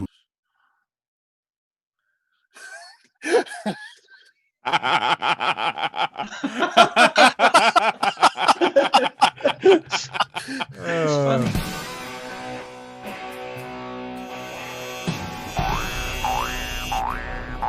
High Score Challenge. Damn National Geographic. All right, guys. Hello. Welcome to the GameON Challenge results. We had another fantastic week. Thank you all. We played Galagon. Alan Murphy, 40-40. Mark Bosley, 40-70. Wayne Aaron, 15-560. Rogelio, 15-780. David O'Connor, 16-570. David Ladd, 16-970. David Croker, 17-110. Paul Shoemaker, 21-020. County Color Computer 3, 23-480. Redbeard, 25,000. Mr. Dave, 26-5. Mark Overhoser, 35,390. Ken Reichart, 41,900. Canadian Retro Things, 44,400. Me, 48,100. Tom C, 48,460. Frodo, 49,390. Jim Rye 52,860, John Laurie 54,400, OG Stevie Stroh 55,150, Bryce is 64,370, Alpin Greg 71,310, L. Curtis Boyle 84,470, Diego 110,160, Adam Tandy 119,590, and Tasman, the winner this week with 285,110. And Tasman was a new entry this week, along with a couple of others that were asterisked in the list. So yeah, thank you very much. That was so thank you all for your participation. It was a great. Sorry. That was a great score. I'm in the top 15. Yeah. You are. Yeah, special shout out to Mark O, who took part this week. It's very rare that he does that, so thank you. And it was a great spread of scores. And 285. I'm gonna take control. Frodo NL was saying, I see that video was made before my latest score. Yeah, sorry about that. Oh, I did see David made a mistake with his score. David Ladd shouldn't have David Ladd shot for a 60-40 score. Yeah, sorry for the inaccuracy there. Occasionally they slip through. I apologize. Another great shoot 'em up. So here's a review from Rainbow where they gave it a good review. They appreciated the rather brilliant artifact colors available in the P Mode 4. Yeah, it works great in Australia. And this was a high score back in the day in Rainbow. This was one of the later scores for the game, 1,306,000. Wow. Oh, you got to be kidding. So here's some gameplay video from Tasman. I know one of the things he said was, even though this was one of the strategies in the game and that made it really unique, was the ability to have your ship captured and then double up. But the only issue with that is then you become a huge target. Yeah. So for the purposes of the score, he did not do that. And this is just gameplay of him showing how you can still clear the challenge stage with just one ship. This is the first challenge stage. Insane. All right. That was a technique I used to, even with the double ship, is to kind of follow them around instead of just sitting in one spot shooting. Yeah. Yeah. I did that too. Actually, it's important to move because they seem to target you. And so if you sit in one spot, if you're moving when they fire, that's kind of late. So there's a better chance of not being hit. That's insane. I can't do that with two ships. No, same here. I hate when it targets sorry, I'm trying to get to the next tab. So that was cool. Yeah, so any thoughts from the game? It seemed to be a popular choice. A lot of people seem to enjoy it. What were the total number of participants? Because you started talking on the scores because I guess there wasn't enough lead up time. But what was the total? Well, officially before the deadline we had 26, but we also had a late entry by Brian Weisler as well. So we had 27 this week. Okay, that's a good week then, right? Oh yeah. We're routinely hitting in the 20s now, which I think is fantastic. To quote my favorite catchphrase now, is that our new normal? It's the new reality. It's the post-COVID world. In these challenging times. Okay. And any other catchphrase you want to use. Oh, I love it. I planned on spending a lot more time playing that. I was really enjoying it, but I sort of got so here's occupied with a lot of other things. And I was talking to Tom C about this, right? So obviously this is a clone of the arcade game. The difference here is that it has to be modified for the 4x3 CoCo screen. Where in the arcade, a lot of these games they turn the monitor long way, so it was a taller screen. So while the gameplay mechanics are almost identical as far as the pattern formations and whatnot, in the arcade you had a little bit more vertical space between the formation and yourself, so they weren't on you as quickly. You had more time to get to move around. So that's one of the reasons why this one is a little bit harder, is it plays just like the arcade and about 3/4 of the vertical resolution of the original arcade, right? So similar thing to do with like Donkey Kong, where they had to squeeze it down, you know. But no, this to me is probably like Donkey King, just one of those games where they just captured all the pieces of the game And you know, and I always wondered how did, even like when we were playing Lunar Rover Patrol, you know, all the levels and the changes and the difficulty and all those little things.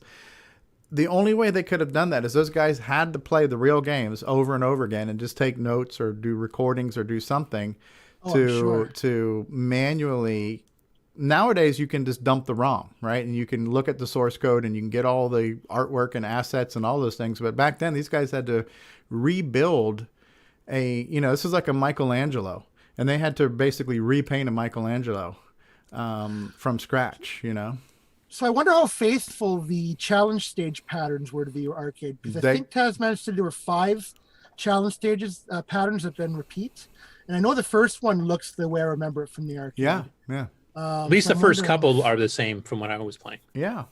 I mean, we have to assume, because I don't know unless we can speak to the authors, but how else could you have known how the levels changed and how the difficulty ramped up and how the patterns changed and the formations changed and all those things? They just had to have played the game or watched people play the game, because it's going to get to be expensive, right? So maybe they just hung out in the arcades and just looked over the shoulders of people, you know. But you kind of, back then, that's the only way I can imagine it, you know, is that you just had to. Plus, given arcades, you had the high scoreboards on the machines, and a lot of the people in those arcades knew each other, whoever were on the high scoreboard. So if you were looking to make a game at the time, you could actually go grab those high scoreboards, find those folks while they're playing, and start asking them, hey, come check this out on this machine, and tell us whether it's close or not. So there's a lot of, you know, early video game consulting that went on. That's one possibility for sure. I remember talking to Dave Dyes when he was doing some of his clones back in 85, 86, 87, and he actually did take a tape recorder and a video recorder to the arcade. He usually couldn't play it himself because, as he said, you can't play it at the same time you're trying to record it. Right. So he'd have some friends that were really good at the games, and he would just record and try to figure out the patterns, etc. And I think Nick Marentes, you mentioned, like, for Pac-Man, your Pac-Man tribute, I think you actually went to the arcade to record the original sounds on that too, didn't you? Yeah. I actually took a cassette player and let someone else play, and I just recorded them. Did you get that? Yeah. So today you could have brought your sorry, cell phone to I the was arcade. recording you on my cassette recorder. I couldn't respond as quickly. So And I only asked that question because I just wanted to make sure Nick was still awake, because we haven't heard from him all show. Well, you did wake me up. We had to translate the answer to English. So, you know. From what I've seen, the patterns are pretty accurate. Yeah, it does seem pretty accurate. Yeah. And at level 10, the aliens basically double in speed, which I'm trying to remember if the arcade did that, but I think they did. I think it actually did ramp it up, if I remember.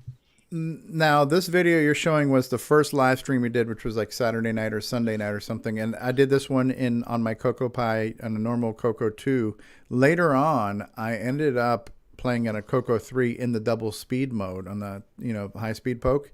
And because the game was frame locked like a lot of other games, it didn't make the game go faster, but it made you feel like you had a little bit more fluidity in your control, as far as movements and response and stuff. So I think the high speed poke is a nice thing to do when you can do it. I like to have video playing while we're talking about it. And I also want to mention too that quite often you do a gameplay, usually on a Saturday night. But if anybody's hanging around on a Saturday and wants to join in, a few people get together and play and have their screenshots going, and it's a lot of fun. Yeah, there's a few tips and tricks good flying across there too. Yeah. Now, Stevie, if I remember, when you originally ran it on your CoCo Pi, you were having some problems with it. Kept unmapping joystick buttons. And stuff like and that. I'm not sure if that's a CoCo Pi thing or if it's the latest MAME thing. I'm not sure, to be honest with you. So it's still a problem at this point? I have been so busy this week that I haven't had a chance to play anything all week, so I couldn't tell you. But I know over the weekend it was definitely a challenge for me. So I'm not sure. Verdict still out. I remember posting some messages in the emulator channel on Discord, and I think Tim Linder had mentioned that there was a few things he had discovered. Like in the CoCo 3 emulation, there's 2 buttons for the CoCo 3 joysticks, but they're both labeled button 1, where it should be like button 1 and button 2, or button 0 and button 1. I had also noticed in the CoCo emulation, if I tried to configure both buttons on a CoCo 3, then neither button would work, even if I mapped them to 2 different buttons on my joypad. So I think there might be some joystick tomfoolery going on in MAME 0.22 or whatever it is. So, or 2.1, whatever the most current version was in June when we baked this Cocoa Pie image. But I know there's going to be some updates coming. And one of the things that we didn't mention when we were talking about the Cocoa Pie, but one of the nice features of this latest update, this June build, is there is a live update feature from the utilities menu. So there's a GitHub repository built in. So whenever updates are needed, you can just go to the utility menu, go to updates, and it'll download and extract the latest version of MAME. And then you can go into another utility menu to select which version of MAME you want to run. You can actually downgrade your different versions of MAME in the Cocoa Pie because it's keeping like a half a dozen different versions running. Knowing how unstable MAME builds are, that's a good idea. Yeah. So if there's an update, the latest Cocoa Pie image is kind of self-correcting with just a few menu options. So self-updating, I should say. And actually, we had another interesting development this week with the game. It was discovered that there was a version that supported the speech sound pack. Yeah. So Bryza actually went through his collection of games and found a handful of games that were speech sound enabled. And so he posted those in our Facebook channel. And they started showing up in the Color Computer Archive too. On the archive as well. So Galagon was one of them, and there's a few others that support Quicks, I believe, was one of them. And backtrack. I'll mention the games on the GameON news segment because that's one of my stories. So sorry about that. Okay, perfect. Fine. So thanks, Bryza, for taking care of that, and we're still discovering new things, which is it's pretty amazing. Yeah. I do remember Ravemo advertised they'd upgraded a whole bunch of their games, like probably close to a dozen of them with the sound speech pack. Now most of the time it was just speech, which wasn't that big of a deal. But yeah, I think most of the versions, the free ones that were flying around at the time, I think were based on the original runs, and people just didn't bother getting the new versions for the most part at the time because they already had a working game. So it's really nice that Bryce actually found the second versions that came out with sound and speech support. Yeah, you know what's ironic? Most of the games. Sorry, Neo, I didn't mean to interrupt. Most of the games that support, we'll just say the speech pack, because they hardly ever support the sound part of it. Yeah. Most of the speech is really like a novelty. You know, it doesn't really serve the game too well. It's a level 1 game over, nice high score. But there's a few games where the speech really made sense. So one of them was Gauntlet, right? Because in the arcade game, Gauntlet talked.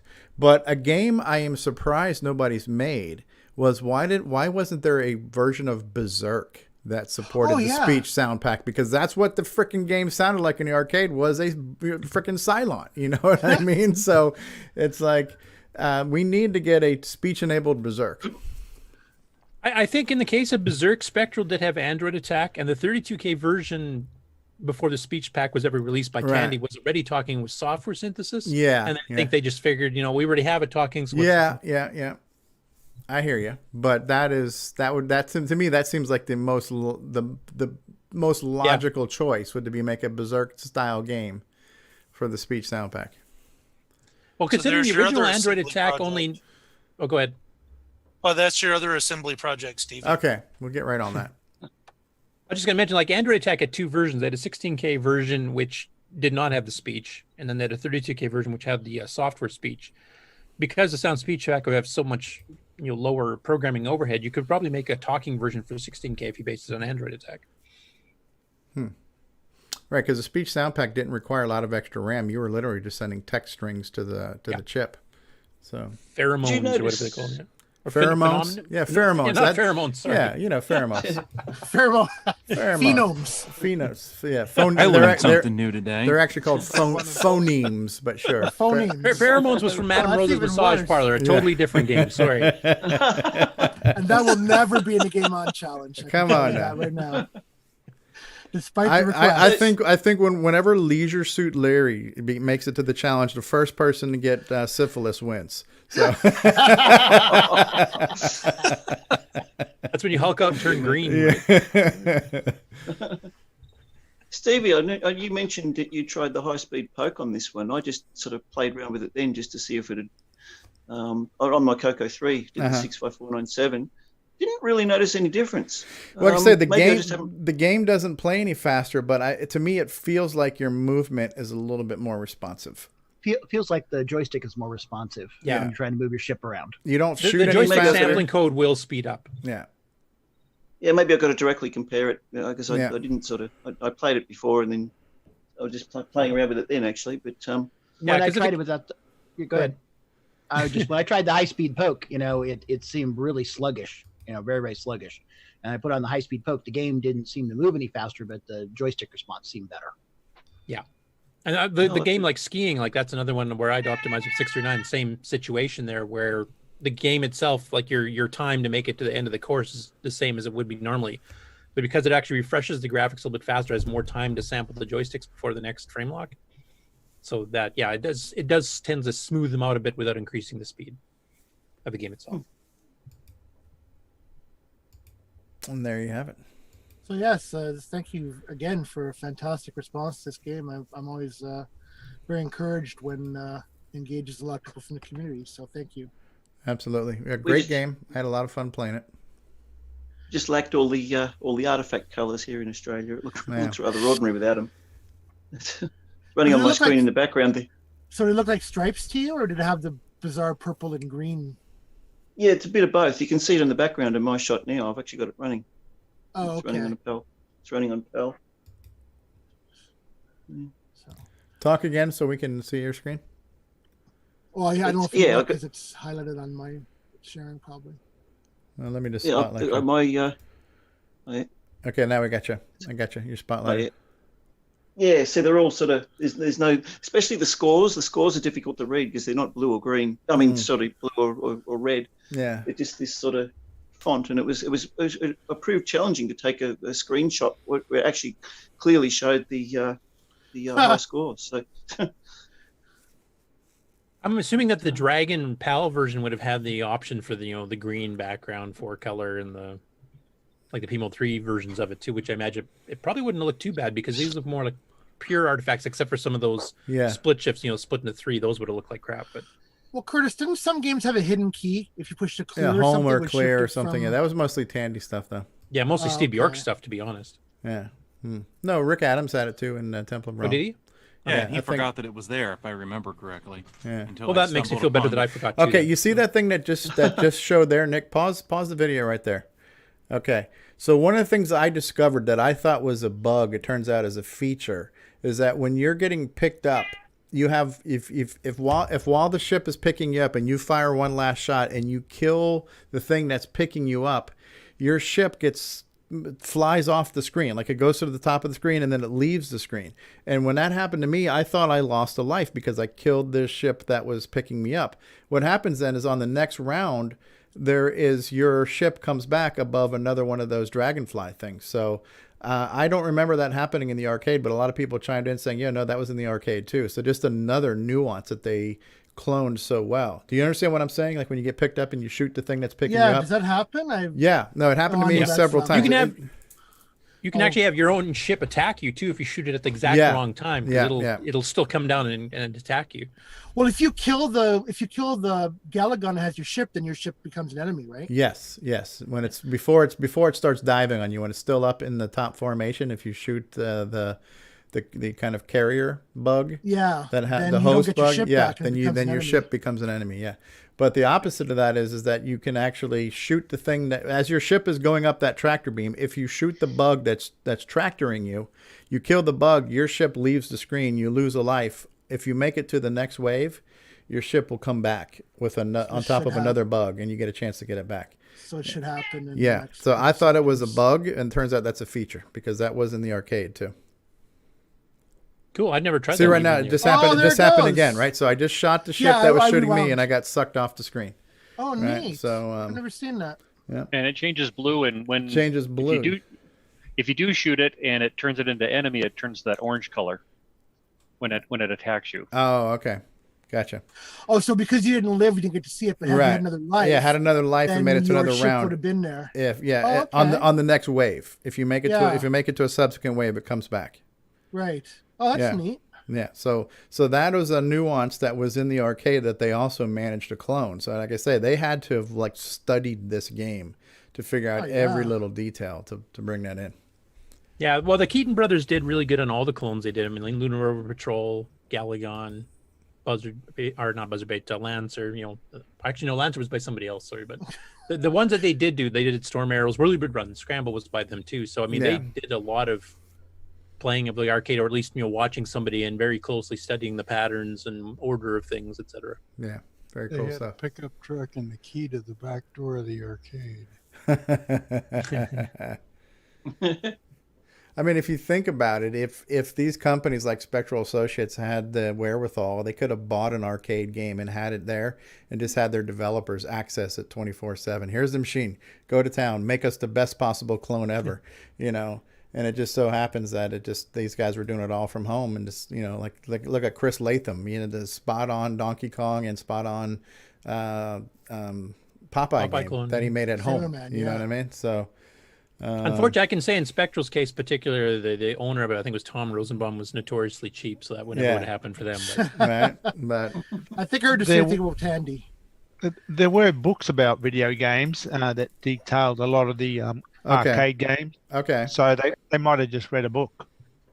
Yeah, there were like a lot of cheat books that told you certain, like the Pac-Man pattern ones were infamous, right? So, that's another possibility. Because we didn't have the internet back then. Al Gore had not invented it yet. So no, that just seems so less quite exciting. Up to snuff yet. Yeah. It's a series of tubes. Speaking of which, does anybody remember calling the 1-900 numbers to get tips for the Sierra games? You had to pay like $4 a phone call to call those things to get one pre-recorded tip. I knew I slightly dialed that number wrong. I got something totally different. Or the Invisiclues. Not a 976 number, no. Right? Or the Invisiclues books for the Infocom. Yeah, those are cool. Yeah. The marker and the little window viewer to read just the one clue. That was also colored plastic or something, I think. Wasn't that also to thwart piracy by having things in like that and you couldn't copy those easily? I love it when you say thwart. It's so very rare we get to use the word thwart. I was hoping to work that word in. You did. You did it well. That's today's mystery word if you was playing at home. That's right. Do you have one of those calendars? I'm not just the pretty face. I've also that's nonsense. So Nick Marotta, so much more than just a pretty face. So cool. So I guess we beaten this one to death. Anybody else want to chime in on that? I think that's about it. All right. Well, again, thank you guys. And so now we'll unveil next week's game. Is we're back to an original game, and this was actually a request by somebody. I'm going to see if do you recognize what this is? Anybody? Yes. Oh my goodness, Okay. That's the Maze to Death Trap. Yeah, That's Aaron, you were insane. wondering about the Maze to Death Trap when you tried it on your stream, and he's in the chat right now. That was it. Wow. And you can actually materialize inside there. I've done that. Okay, Inside and there. what he did what that was too, the- actually, during his stream. And you just got to sit and wait for sweet. and it sweet says death. end in there. It says end. You see the word end Yeah. there? Yeah. The one These in, guys, that you is got an nothing to do but just sit there. insane maze. Where is this maze available? Is that on Curtis's website? Yep. Yes, this is off Curtis's website. Okay. Also, you can win the game too if you get all 4 of those diamond star things. Okay. You win the game. And where are all the diamond star things? Are they selectively in every opposite corner of this godforsaken hellhole, or are they all I would together? imagine pretty close to it. I've never done it. I just remember I read the manual, and it does mention that if you get all 4 stars, you win. That makes me dizzy looking at it. Yeah, and the thing that so I were you talking? Sorry, I'll go back. I'll go back to the Like picture. a schematic. So there's a thing that looks like a multicolored arrow, a right arrow in that big like open triangle space. Is that just a whole bunch of pickups in one spot there? Yeah. Yep. And what were the letters standing for? F was fuel, right? Yeah, H E's a was free tank. hyperspace. Free tank. M is a map. M is a D map. is death. D is death, which you want to avoid, right? Question mark. We don't know what that is, right? Random. Question mark. It rotates through them all. It's randomly picked, and you might Yeah. get, and that's extra points basically. Extra points, and then that's the diamond, that diamond shaped Yeah, thing. that's the special one. You got to get the 4 of. To And there's complete the 4 diamonds you have to locate. So if you look at this map, you can kind of see where the diamonds are and try to figure out some type of strategy to get the diamonds. This should be fun. Looks like a CPU die. It does. It does too. Right? Yeah. Holy crap! I'm going. Yeah, this is a freaking QR code. This looks like a Stevie rage quit in the making. Oh, this was a fun game. I just that theme music was boom.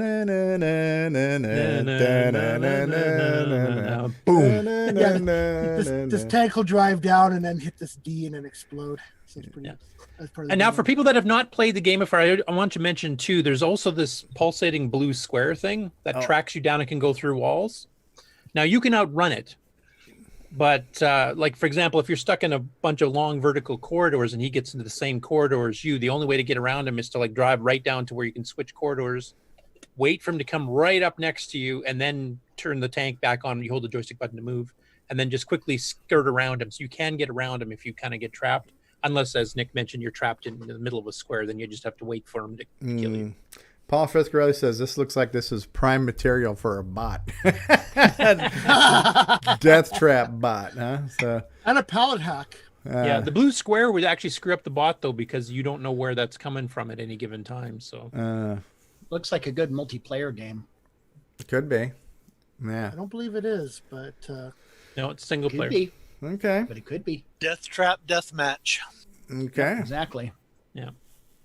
Because the goal in Death Trap is to get the 4 diamonds. I mean, having 2 players wouldn't really help, because as soon as one person got a diamond, the other person couldn't, unless it's cooperative, yeah. Yeah. Yeah. Well, or you do if it like, if you like shot Doom, where... if you shot an opponent and he had diamonds, you get to pick him up. Like whatever he had in his possession, he dropped, and you could pick up his dropped items. That would kind of work too. Also, the diamond could occur for each player. So if there's 4 players, there's 4 diamonds for that position. Yeah. Okay. And so whoever collects all 4 of them first could win the round. Yeah. Neat. Yeah. But it's a pretty good game. It ran in 16K in cassette. It has some really decent sound effects. It's got a huge friggin' maze, as you guys have seen. It's horizontal and vertical scrolling, all software based. Obviously, no hardware based scrolling like on a gimme chip or anything. I'll mention one other thing. The M map key. If you like, we've seen the master map there that Nick's been showing. The map square itself shows you a zoom up of just the portion of the map you're in, so you get to see more of the maze than you would normally, but you don't get to see the full thing. Just to let you know. And when you have to, you say you press M for map. Well, when you pick up the M, it shows you the map. You can't preemptively pull up that map on demand if you wanted to. No. Okay, so it's just a reward you get from time to time. And that will show you like maybe 1/8 or 1/16 of the map or something like that. Yeah, that map is freaking huge in your local area. Yeah. Wow. Well, thanks for picking this, Nick. I know I planted this seed a while ago asking for this game because I have fond memories of playing this game. The title music. Oh, I enjoyed it too. Yeah. And it's by the Rugby Circle, which one of my favorite publishers. So yeah. Oh, and no, they did clones. This was an original game, as far as I know. Like this isn't based on anything, so it was, and it only came on the CoCo, as far as I know. Rugby Circle was more known for Model 1-3 games. Okay, so this they were is Buzzard right? Yep, and Color Caterpillar was another one, which is a Centipede clone. Yeah. So there you go. There's our game for the week. Thanks for picking that. You are welcome. Another lovely PAL artifact. No, it's P mode 3. This is P mode. This isn't P mode. So these are using real. P mode 1 actually. P mode 1. Okay, the Puyan color set. Yeah, Puyan colors. It does use P mode. It does use artifacting colors when you're like hyperspacing, just to do as an effect. Oh, okay. Yeah.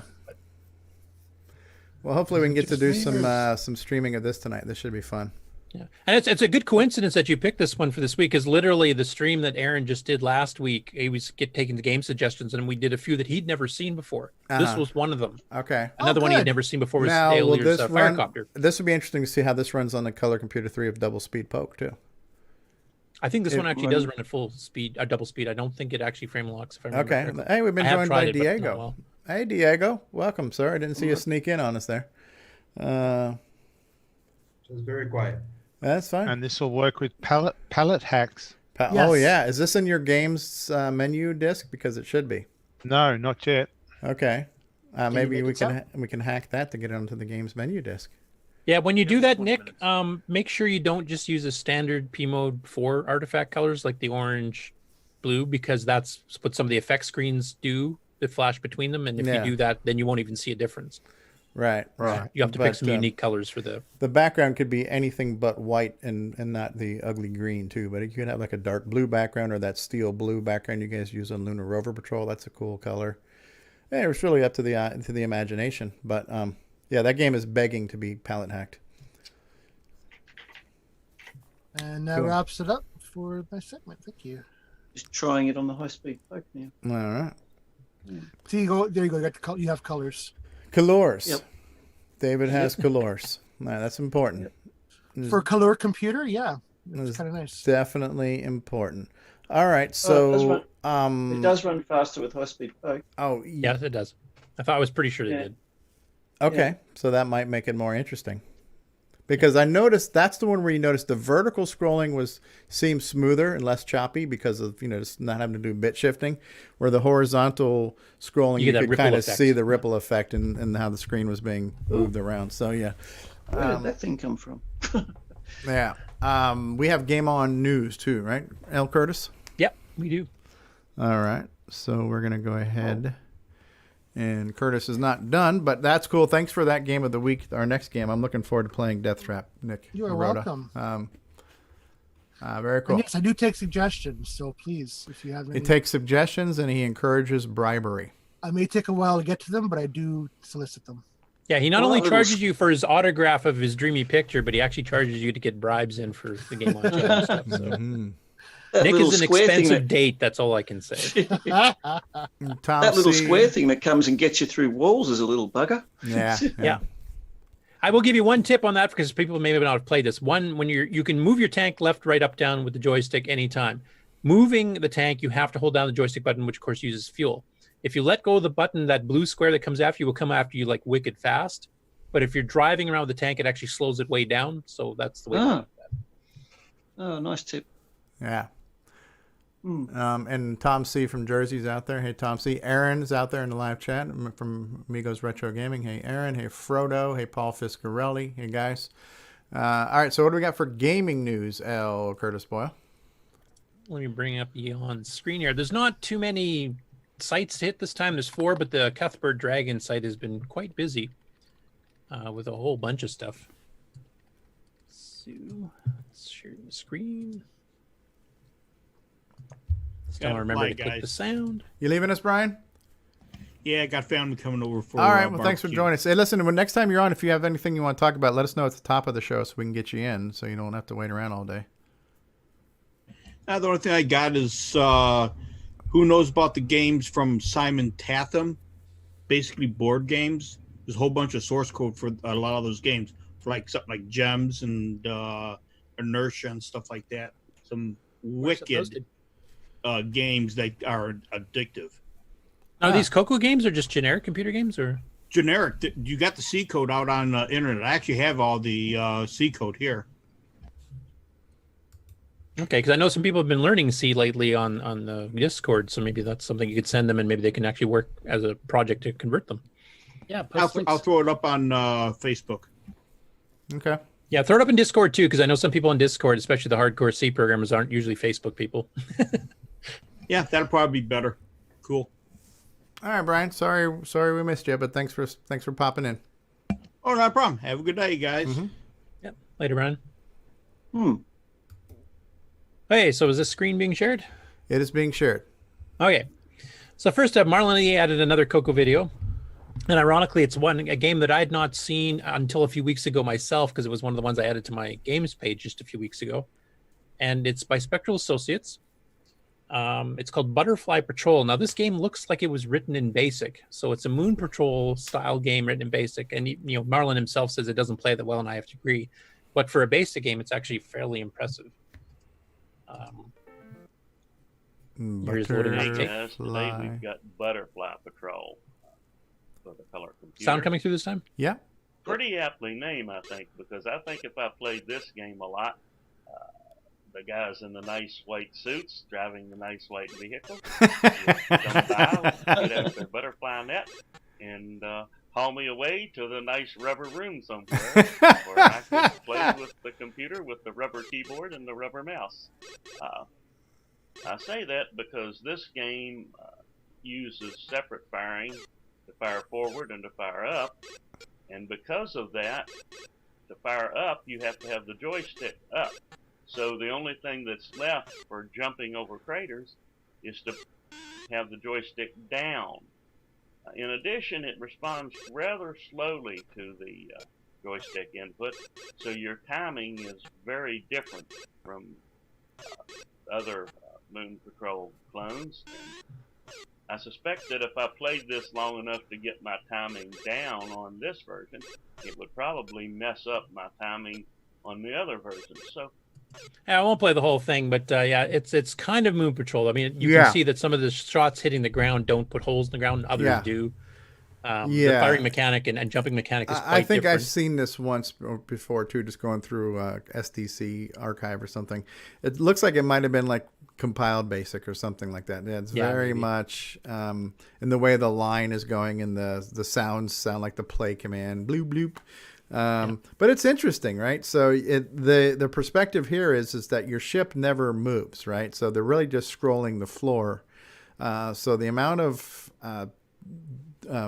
graphic shifting is real minimal. They're just shifting a little bit on the bottom there for the terrain, and they're just kind of shifting the top where the butterflies are up there.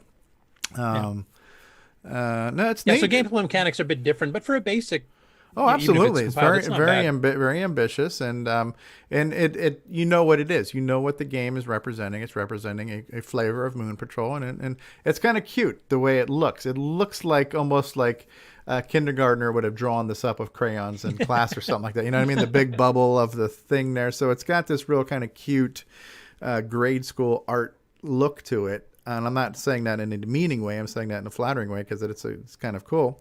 With the butterflies, and instead of it being spaceships, they're butterflies, right? So it is kind of have got like a childlike innocence to it. So and another thing that's not unique but pretty close to unique for that time period of '82 is that it is actually written by a female programmer, not a male, that might explain why you have some of these non-standard, non-male, typical things, right? So yeah.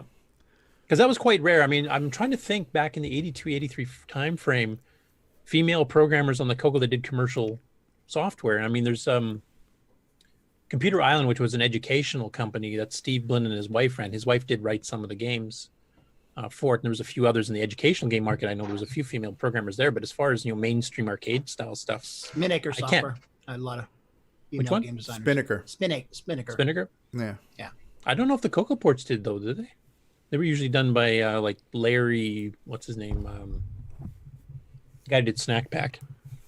Larry Banks and a few others like that. I could think the CoCo ports were done by male programmers. So it was just a fairly rare thing to see at the time. So that was another fairly unique thing about this game. So in a way, we could say this is a very stylized take on the Moon Patrol genre, right? So. Yep. And it's always good to see stuff from Martin Lee. He is a true living legend when it comes to doing retro videos. Yep, he's been doing it longer than any of us. Oh, yeah. Absolutely. Not saying you're old, Marlon. It's experienced. Yeah, I watched his videos before I found yours, so that got me in the whole being excited about me too. getting to CoCo again. Yep. Experience, that's something we can all relate to. We're all 50-year-old teenagers, aren't we? No. Speak for yourself. Yeah. Next up here, and Nick had already mentioned this before during his GameON, is that Rise has been finding all of the speech sound pack enabled games that Spectral did when they did their second round around 84, 85. And this is a list of the ones that he's uploaded to Facebook so far. Some of these have started to show up already on the Color Computer Archive, at least 3 or 4 I've seen. I don't think they're all quite up there yet. So there's Space Wreck, Kix, Cubics, Miss Pack, which is actually Miss Gobbler, Froggy, and Galagon. So there's 6 games with speech. There was more. I mean, Module Man supported. I think that one where you had that right version there. Suzuki had a version that spoke. There's, like I said, close to a dozen games that actually did add the speech. Hey, talking about the speech pack too. I didn't realize this, but I think it was on Facebook this week somewhere. I read somebody was talking about if you want to run a speech pack on a CoCo 3, you have to do a mod to it. Is it right? Or double speed? If you want to do double speed. Oh, okay. So if you're running standard if you clock speed, it down, if you clock the computer down before you talk to the speech pack, it will work. Okay. But if you're trying to write a game that you need the speed for, and you have to keep switching back and forth, it actually slows down the game. Yeah, right. But I believe there's a hardware mod you can do to the pack, so it'll handle either way. So it won't do any damage plugging it in and running. It just won't work properly. Right. Yeah. And there's 2 mods. There's one mod that people did back in the day when the CoCo 3 came out that just forced it to always run at double speed. And then there was another mod then a little bit later that actually lets you have a auto switch between. It'll detect what speed you're running at and just adjust itself. And that's the ideal mod. And why Tandy didn't release that, I have no idea, because they could have used it in a lot of other games. This product was released before the CoCo 3 came out, so double speed was not. Yeah, but if they released an updated version, I mean, they released 2-button joysticks after the CoCo 3 came out. True. I should have asked. I can answer that question right now if you'd like. Go ahead. Because they were cheap. Right? They could have fixed the MPI, but they didn't do that either. So. Yeah. I should have actually asked Brian Schubring while he was still on, actually, because my speech pack I bought off him. I should have asked him whether it's had the mod done to it, because it's in a nice blue case, so it probably has. Anyway, for any of you people out there that have multi-packs and sound speech packs, and you want to get some more games that support the sound speech pack, here's 6 of them right here. Neat. Yeah. Very cool. Thank you, Bryza. Thanks, Bryza. Yeah. So that's in the files section of the CoCo Facebook group, yeah?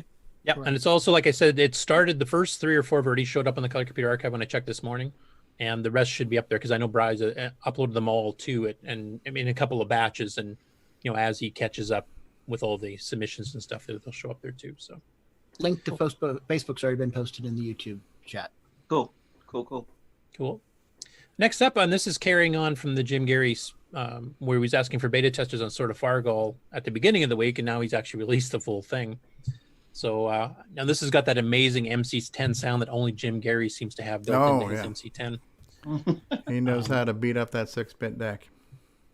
There's no 6-bit deck. There's only 1-bit in the really? MC10. So he's doing amazing stuff with that. As you can see in the comments, though, here, it's a port of the Sword of Fargal that originally appeared on the Commodore PET and then was later ported on to the Apple II Plus and the VIC-20 and a bunch of others too. So, and he did a pretty good job. This one actually, out of his adventure game ports that he's done from these other platforms, I think is the one I think looks the best and most impressive. Oh yeah, that's really good audio. There's the SID chip. That's a good SID chip, that one. So you roll your character and you got, the various things here, but the mapping is done so that you actually only see things as you're going around. Turn it down a little bit now. It's kind of loud. Yeah, music got louder. Yeah, that is neat, where it kind of illuminates. Yeah, like it does the auto mapping as you're going through, like modern games tend to do type thing. Which I don't think I've seen him do on an MC10 game before, to be honest. I am so looking forward to using my MC10 now that I just got it back. So. And of course, you got like gold pieces, you got slashes, which represent stairs to go between levels. You've got monsters to attack, pits to fall in. Steve, you've always been a long time MC10. I have. I've said it for years. MC10 is amazing. It's an amazing machine. I'm gonna trip the BS alarm, Yeah. Jim Garry's done fantastic things with this MC10.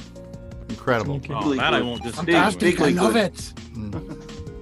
Anyway, it's a pretty impressive game, and it was a pretty impressive game back in the day, because, I mean, this came out in the late 70s originally. So this is very early on in the home computer revolution. Yeah, very this is quite a roguelike. fancy game for it. Yeah.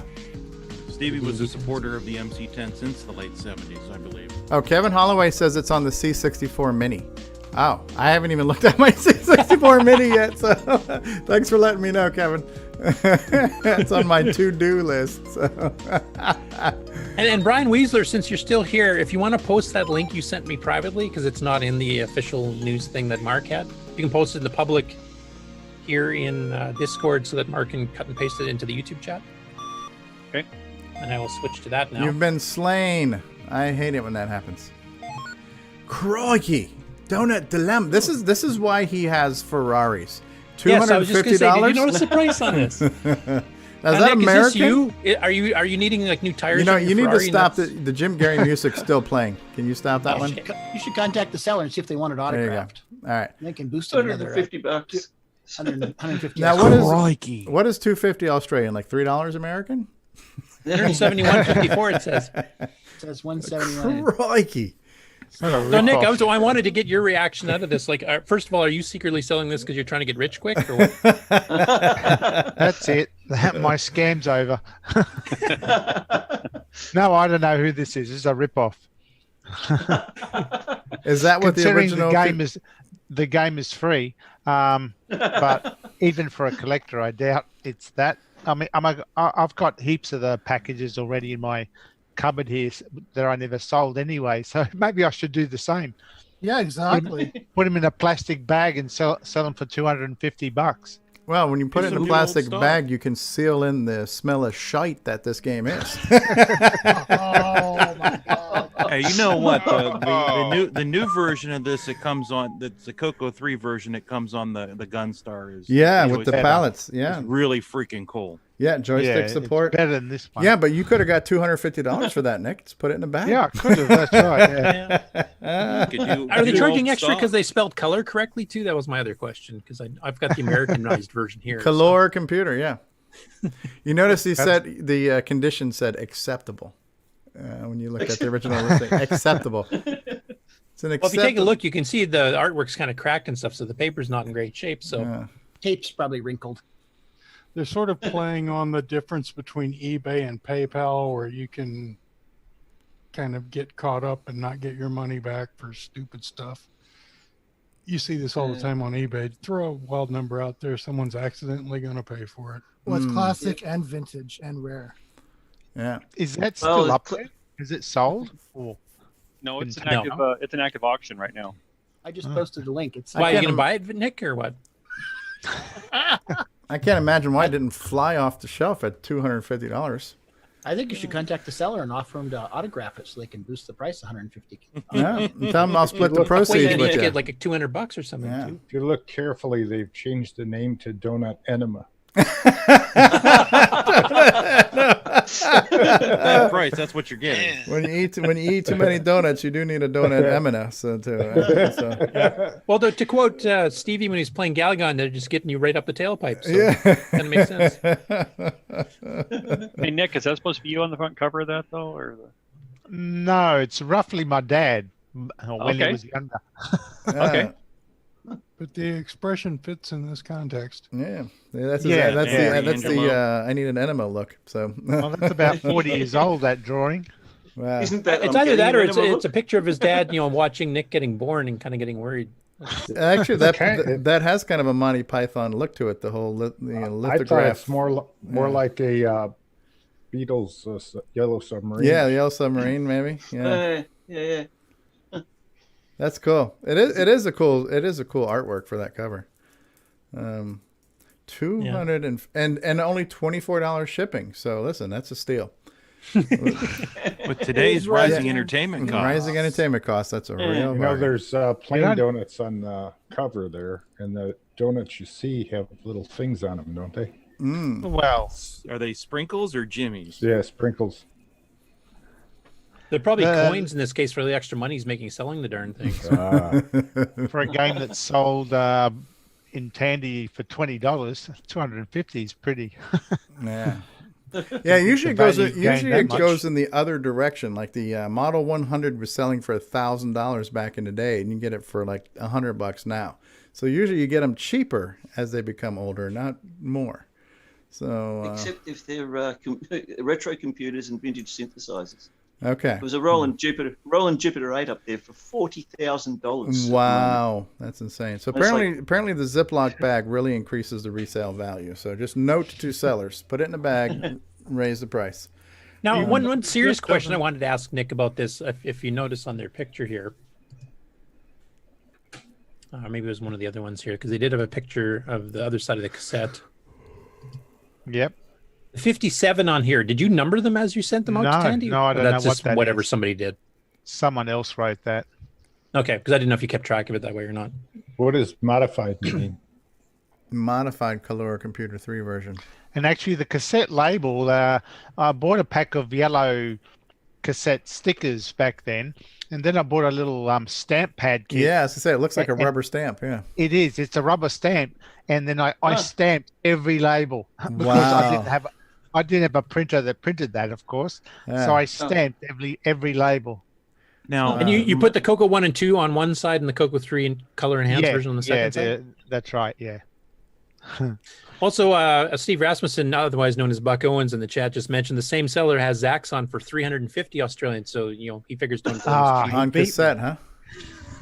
He just figures he's sitting on a gold mine. $50. Yeah. Wow. I love it. I love it. That's all right. It's not real money anyway. You know, I've been looking at eBay recently for a few other things too, not just computer related, but like some old books and stuff. And I don't know, if I was going to sell something that I was not familiar with, I would probably want to see what other people are selling similar items for first before I just came up with some ridiculous price. I don't know. Call me crazy. Yeah. So you're crazy. Yeah. Davey Mitchell's asking, what's their price for Nightmare High? That's 500 Australian.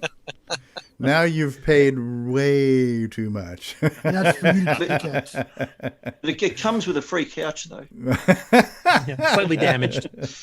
In your choice of colors? Yeah. Wow. You do get free postage, though. Okay. Well, not here, you don't. That's the $24 postage. $24, yeah. For rising entertainment costs, I've never been so entertained by shipping ever in my life. Yeah, that cassette's got to be wicked heavy. I can see why it's going to cost $24 to ship it. So. it's a metal tape. Yeah. The same tape is being sold for C64s too. Yeah, it's got to go through at least 4 different kangaroos on that relay race to get it across country. Yeah, and they have to get that special bag that fits in the kangaroo's pouch properly to ship it. So you got to be insured for $250. Oh my god! Canadian Retro Thing says I have a Zax on cassette for only 200 Canadian. Any takers? Rising entertainment costs. That's a real bargain. So yeah. So $5. Nick, you said you made the labels. What about the cassettes themselves? I made the cassettes as well. Yeah. Well, I bought the blank cassettes, and of course I ran. Or did I? Hang on a second. No, I didn't. I went to a duplication place because that would have drove me up the wall. That. Yeah. Especially with Donut Dilemma, because you sold thousands of these, didn't you? Yeah. So I got a tape duplication place to do that, and I added the labels. Okay. What was the retail price for this back in the day, Nick? $20 Australian back then. Yeah, in a Tandy store. And you sold 1,000 of them. There was 3,000 I sold to 3,500, Tandy. I think, total. Yeah. Yeah, to Tandy. I didn't get $20 though. I only got about $2-3 each on them. Tandy are the ones that made the money. If I'm actually interested in buying that, but not at that price, only for the cassette. I've got plenty of the packages. I've got plenty of the plastic bags and the printed material. I don't have any of the original cassettes. So just solely to have as my own personal souvenir, I wouldn't mind the cassette, whether it worked or not. I don't care. Just archive it, but not at $250. No. Let's start a GoFundMe for Nick. So let's. I should actually email the guy and say, look, I'm the author of this, and this is illegal. But if you sell it to me for $5, I'll forget it ever happened. I'll call off the crack lawyers I just hired. Tell he's in violation of the licensing agreement. Lawyer drives a Ferrari. The law firm of Dewey, Cheatham, and Howe. Nick, did they have Dunkin' Donuts down under? Not back then, but we do have them now, or if they haven't gone broke, we did have Dunkin' Donuts. Yeah. Well, what a cool thing! You buy a dozen donuts and you get Donut Dilemma. Well, we actually owned a donut bar back in the day. I mean, if you saw the Donut Dilemma page, there's a picture of our donut bar. So that was way back in the early 80s when, you didn't see those big donut bar chain stores. So we were a little independent kiosk type store in the middle of a shopping center, or shopping mall, as you call it. And we sold donuts, and that was really the whole inspiration for Donut Dilemma, the game. Oh, cool. Where I created it from. My webpage talks about it all. And, so... That must have been one hell of a dangerous donut shop to work in after playing your game, though. We sold a lot of donuts. That was back in the day, as I said, of all the... Well, we sold the cinnamon-coated donuts was the main thing, but we did also have some with icing sugar on the top as well. Who were your biggest customers? Would have been the police, wouldn't they? Oh, no, the public. Oh, these... It was people used to buy them by a dozen. But that was back in the day when one donut cost 20 cents. So we were selling bags of them, and they were very popular. And we had that till probably the mid 90s. before we Oh, wow. sold it. You know what I did one time? My family was getting together at our house, and my wife says, "Why don't you run down to Dunkin' Donuts and get a couple of dozen?" I said, "Okay." So I run down to Dunkin' Donuts, right?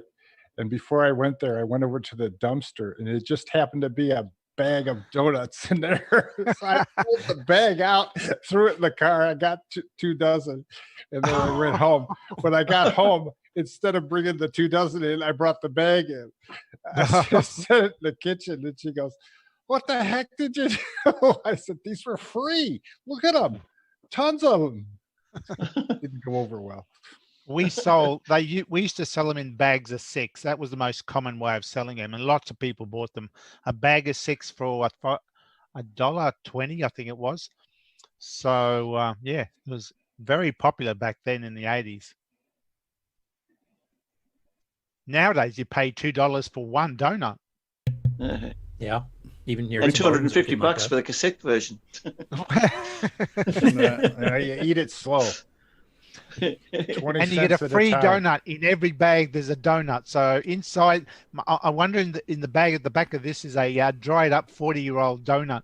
No, we didn't. No, I think Ron got all of those a while ago. So yeah, they're in the dumpsters. Yeah. I just thought it was interesting. Brian Weasler, thank you for finding that actually during the show and just sending that to me, because it actually was. So it was interesting to see what Nick's reaction was for that price. I will send an email to the seller and offer him, look, I'll give you $10 for it. I'm the author.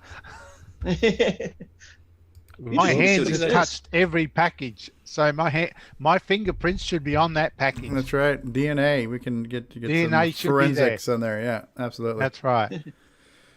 Interesting to see what he says to you in response to your email. Yeah, probably F off. Did that have a color computer 1 and 2 side? Yeah, it's on the screen the right other now. side does. Yeah. Did they show it? Yeah. One of them says color computer 1 and 2 version, and the other side of the tape. Oh, yeah, it does too. Yeah. Yeah, it does show both sides of the tape. Yeah. Okay.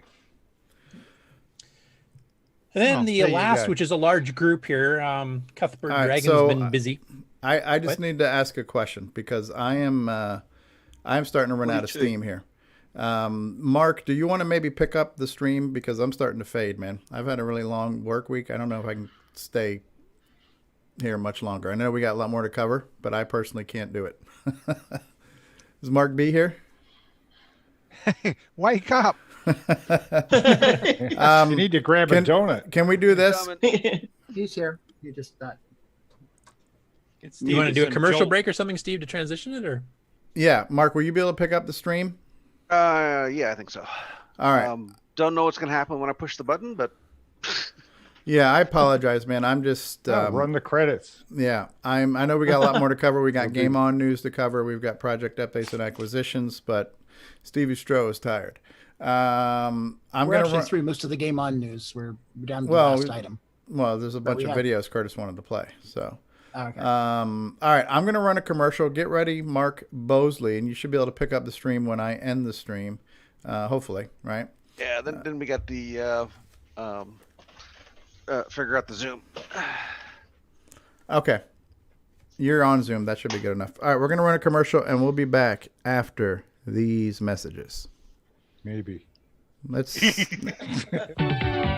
And now, this message. Hi, it's Curtis Boyle, part of the CoCoTALK crew of people. Hey everybody, this is Bill Noble, co-author of Nitrous 9. You are listening to CoCoTALK Live, the leading live CoCoTALK show. Good day, mates. This is Nick Marionettes, author of such colour computer titles as Donut Disaster, Rupert Rhymes, and Rockstar Pilot. And I am here today to tell you about the world's most fabulous operating system, OS 9. OS 9 and its current incarnation, Nitrous 9, is the most advanced operating system ever created. And what makes it so good? Ease of use. I find OS 9 so incredibly intuitive that I haven't once cracked open the user manual. And yet I've been able to create such incredible games faster than the time it takes to sing Waltzing Matilda. Using OS 9, I expect my next game, Funstar, will be done this weekend and distributed exclusively on ROM cartridge. OS 9 forever. Any resemblance to actual events to persons living or dead is purely coincidental. Hi, this is Max Jackson live from CoCo Fest. You listen to The Real Gamer, Steve Schroe. We're traveling through a dimension both of sound and ideas. We're at a place where the mind can comprehend and devise a solar radio, a wireless transmitter, measure time and light. 65 electronic projects brought to reality with this science fair kit. Astonishing? Perhaps. But you can find it for Christmas for $17.95 in a place that's known as Radio Shack. Radios, stereos, recorders, everything in sound.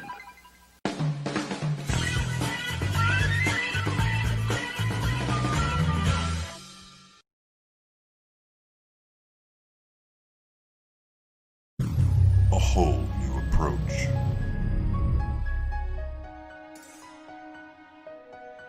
Faster than ever.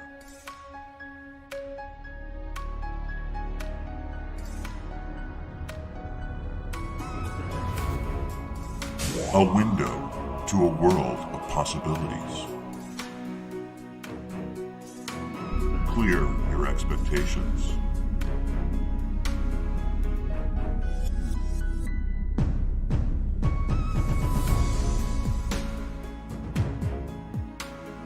Clear your hesitation.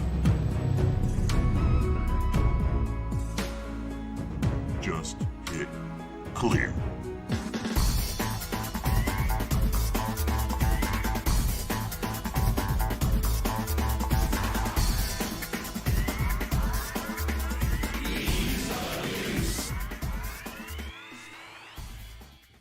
Download EOU today at lcurtisboyle.com.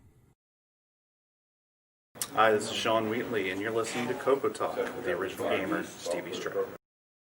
Use the wrong stream key. Yeah, it tells me I don't have the stream key. All right. Well, we tried to switch streamers, and we couldn't switch. All right, so we're back. All right, how about we do this? I'm gonna leave it on full screen. I'm gonna stop sharing. You guys run the show. I'm just gonna walk away, and then I'll check back with you in a little bit. It's the best show ever. Yeah, go get a coffee. That won't go wrong. Problems. Extra caffeine. Hang on, I think it just maybe I just need to log in to restream here.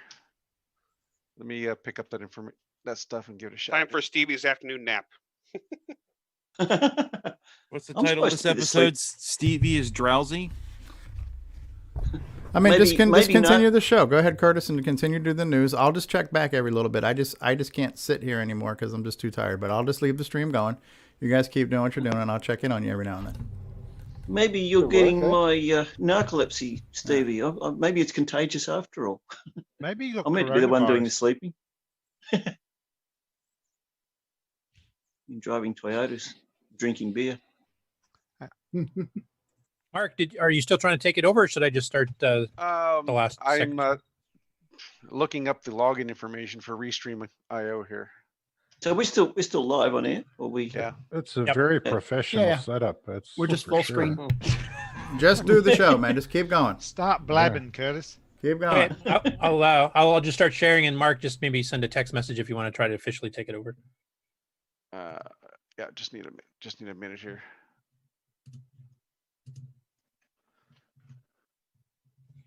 Hey, so this is Cuthbert Dragon, who did a whole bunch of, as usual, Dragon games, including some that I've never seen before. This first one, if Aaron's still in the chat here, this is actually a version of the game they covered on ARG Presents, where they did the Apple II version. And this is originally an arcade game called Anteater, which is not one I'm familiar with. I didn't play that one in the arcade at all. And this is the Dragon version called North Sea Action, which kind of takes the same gameplay but makes a completely different scenario for it. I don't know if anybody here is familiar with the Anteater arcade game, but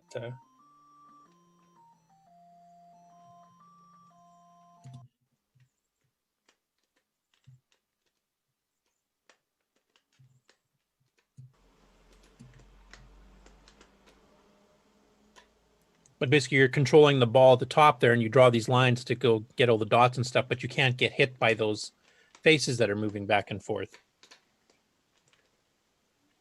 There's an Apple II game. What's the Apple II game of this called, Mark? I am not familiar with this one. Yeah, I'm trying to remember if Aaron's still in the chat. Yeah, and he is. He just said "sweet looks good." But Aaron, if you want to continue, tell us what the name of the Apple version was, because it wasn't Anteater. It wasn't an official license. It was a clone.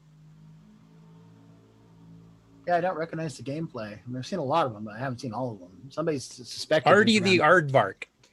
Artie the That Aardvark. sounds right. Yeah. Somebody said there's somewhere between, they figure between 7,000 and 10,000 games for the Apple II. So. And you haven't played them all yet? But that narrows it down. Going barely scratched the surface. That narrows I wasn't it much down. of a game player. Yeah, Aaron mentioned they just covered it last week in ARG Presents. So that's already on their YouTube page if you're on the Amigos Gaming. And Canadian Retro Thing says it was also called Oil's Well in the Coleco division. Ah, that's the one I'm thinking of, actually. Oil's Well. So it was on the Coleco. And those are all clones of Anteater from the Not to be arcade. confused with Wildcatting. Oh, and Aaron's mentioning the same guy that did Artie on the Apple actually did the original arcade version of it too. So the same guy actually wrote both versions. That's interesting. That doesn't happen too often. And Rob Inman has asked if this is using PAL artifacting. Yeah, that purplish is the PAL artifacting. And Oil's Well was actually released on the 64, the Coleco, the MSX, the Ataris, DOS, and the Apple II. So yeah, it was this version I'm thinking of. Okay. Oil's Well. It ends well. Yeah. It was an interesting one because that's one I've not seen. I've never seen the arcade game version before, though I did look it up afterwards, and I've never seen a CoCo version of it as well. So this was uniquely on the Dragon, as far as I know. This is a pretty good game. This. Next one is Rollerball.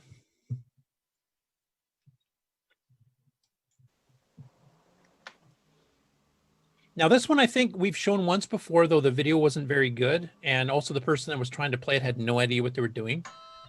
And that's one thing, the Cuthbert Dragon person actually seems to know how to play these games. So you actually get to see real gameplay instead of just somebody, randomly shuffling around not accomplishing anything.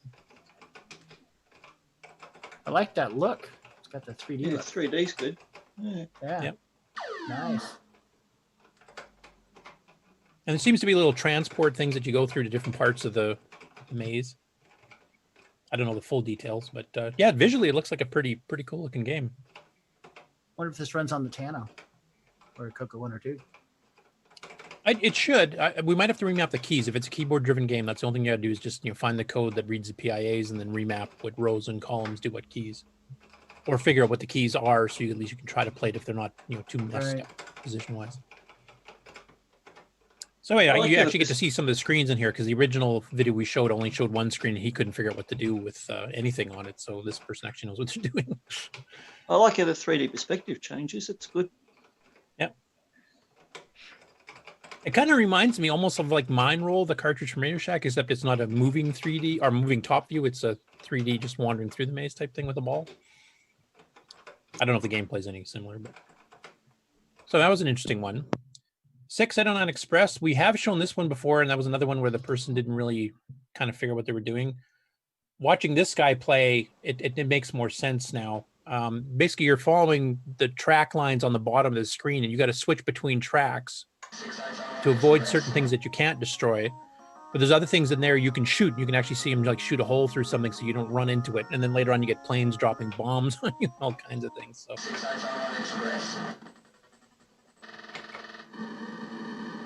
So you can see on the bottom, there's 3 tracks and there's a little connecting parts, and you actually see him shoot holes through some of those obstacles. And then you have to switch tracks as you're going too.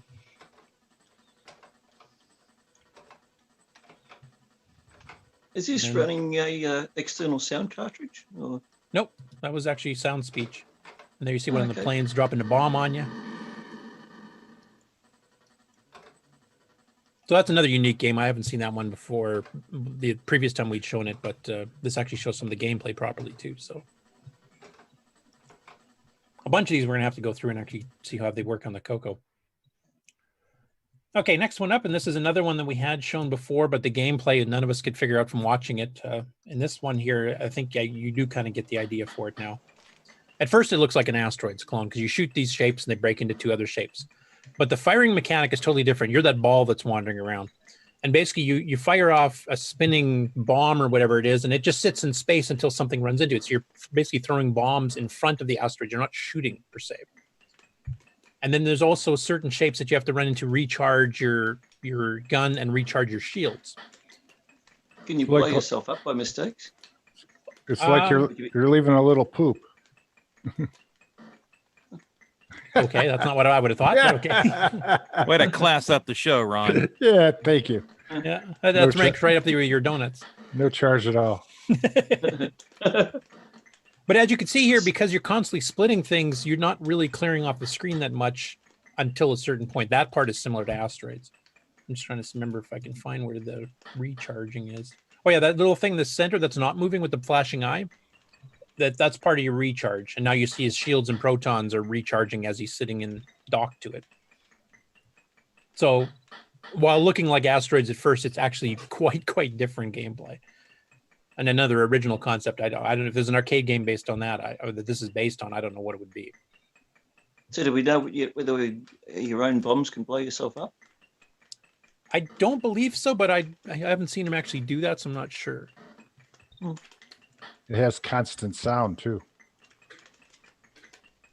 And I do know that every time you fire a new bomb, your previous bomb, if it's still around and hasn't been hit by something, it disappears. So it plays like Gorf that way, where you shoot a new shot, your previous shot disappears. Interesting. I don't see this game on the World of Dragon archive. Okay, Stone Raider we've seen before. Can't remember if we've seen darts before. This was one I couldn't remember if we had shown before. If we have, just let me know. We'll skip it. Oh, that's cool. So you got the little darts on the top and the side there to try to do your aiming. And of course, you're the outer ring, you get your double score. Your inside ring, you get the triple score, etc. So, and I think it's in basic. You throw bricks at your TV monitor to get them.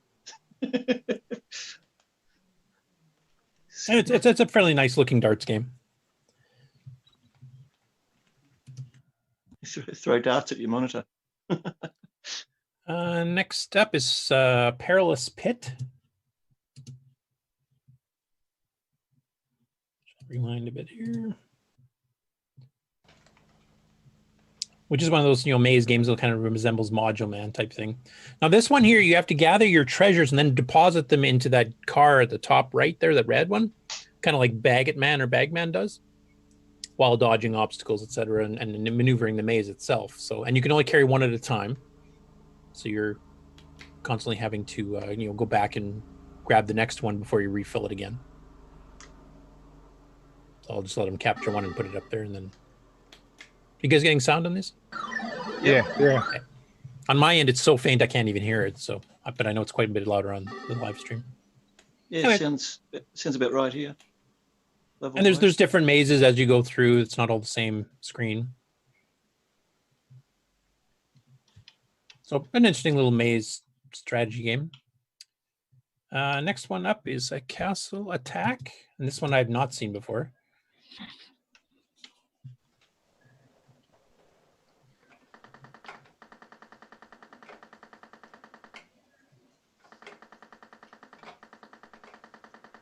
So you get to collect keys and you use keys to open some of the doors, etc., while dodging shapes that are coming around at you. Then you got this secondary level, and this is actually reminds me of Nick Marenti's because it's kind of a mastermind game you have to play between the levels, except they're using like weird shapes instead of colors. You saying I'm a mastermind? Thanks. No, I'm saying you're a ripoff artist because this was done before yours. No, I'm just kidding. But it's interesting that both you and somebody in the UK came up with the concept of taking an arcade game and inserting a mastermind game into it. And you've done that twice now. You've done that on Gatecrasher for opening doors. Yeah. And you've done it on Gunstar for opening the Hypergate or Stargate. Yeah, not exactly mastermind, but anyway. Well, similar. I mean, you're trying to match symbols up and cracking a 4-digit code. I mean, yeah, that's a bit different gameplay wise, but similar concept. I just thought Nick was a cheap hack. Well, no, he's an expensive hack. You see how much he's selling Donut Dilemma for? Yeah, that's right. Yeah, Mikey. exactly. Got Those to buy Ferraris the aren't Ferrari cheap. somehow. Anyway, the graphics on here I thought were pretty well done for P-Mode 3. It actually looks like an inside of a castle type thing, you know, the big door arches and stuff. So little chunks of bricks in the walls. I mean, aside from the gross color palette, they didn't have much choice, but. So that was Castle Attack. So River of Fire. Now this is a graphical adventure game. That's a text mixture. So you got the graphics on the top, text on the bottom, kind of like Sands of Egypt and a ton of others that have been done. Of course, it's using the P-Mode 3 palette because of its PAL. I like the intro screen with the lava flowing by. That was kind of cool. Now, one thing that's a bit unique about this game, it's got the animated graphics, which, I mean, not every graphic adventure game did, but quite a few of them did, the Mark Data products, etc. Is that as you go between scenes, it'll actually switch between the two color sets, depending what the scene is. So it actually has 8 colors within the game, and it tries to pick palettes that, you know, for whatever you're particularly looking at would look best out of those 2 sets. And you're just seeing there, it's gone back and forth between 3 rooms, and each one is alternating the sets. So I thought that was unique. I've never seen a graphical adventure game do that, where it's actually switching the color sets depending on the room you're in. So I thought that was pretty an innovative try, you know, really getting color out of Color Computer, or, you know, Mind of the Dragon in this case.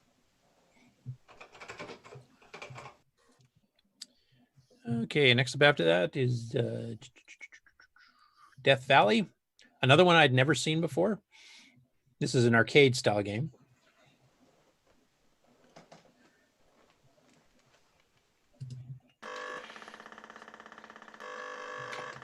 So you're the thing on the bottom, they're shooting up, and you got to shoot all the aliens before they come down. And if they actually make it to the bottom there, that landed bar goes up.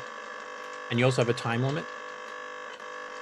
But it has nice animated backgrounds of like volcanoes and this nice, you know, alien terrain and sun and stuff. Yeah, that backdrop almost looks digitized. Yeah, the it mountains looks really look really good. And you get aliens of different sizes and colors, and they actually kind of remind me of some of them. Speaking of Nick Moretti's again, they kind of remind me of some of your Space Invaders and your Space Invaders clone that you drew. Notice the sprites can overlap too, like pass in front of the planet and stuff. Yeah. That one's not bad. Yeah, I thought it was visually it's quite good for that type of your takeoff.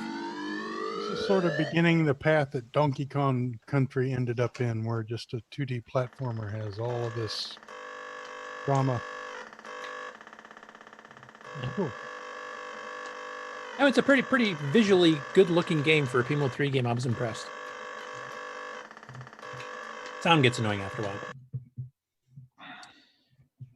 Okay, next one up after that is Droids.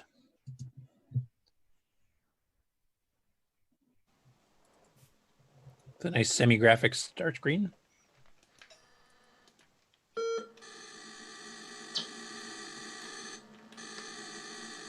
So this one, you got the aliens coming in from the side, then they start stealing bricks out in the middle. This is cosmic ambush in the arcades.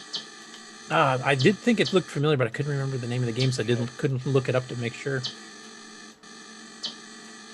And the speed definitely picks up as more and more of the aliens get killed, and it gets like wicked fast.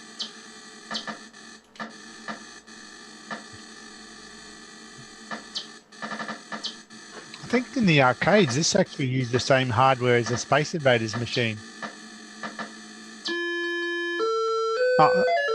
Cosmic Invaders, rather, I think it was called. I'll just look it up. And once again, they went and switched the modes to give you a bit more color to play with. That was a cool one. I hadn't seen this one before either, so. I think the single best game that pulled that off was Polaris, as far as mixing up the 2 color modes and the variety of colors.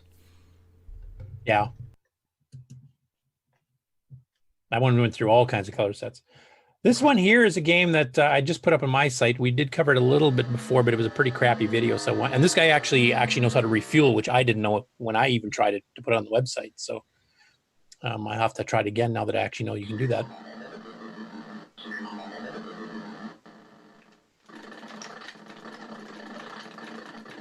So it kind of gives you a 3D perspective as aliens fly in.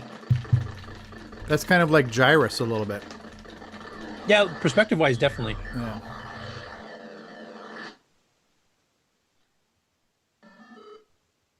And you got to watch your fuel too, which is something I did not realize when I was trying it. And this one I can guarantee works like CoCo because I have played it. Do you know what guarantee means? I like the rotation on those TIE fighters. That's really cool. Yeah, and they actually zoom in too as they come in from the distance. And the fact he's using blue for space kind of offsets the nasty green, you know? Yeah. Now here he does the refueling sequence, which I didn't do.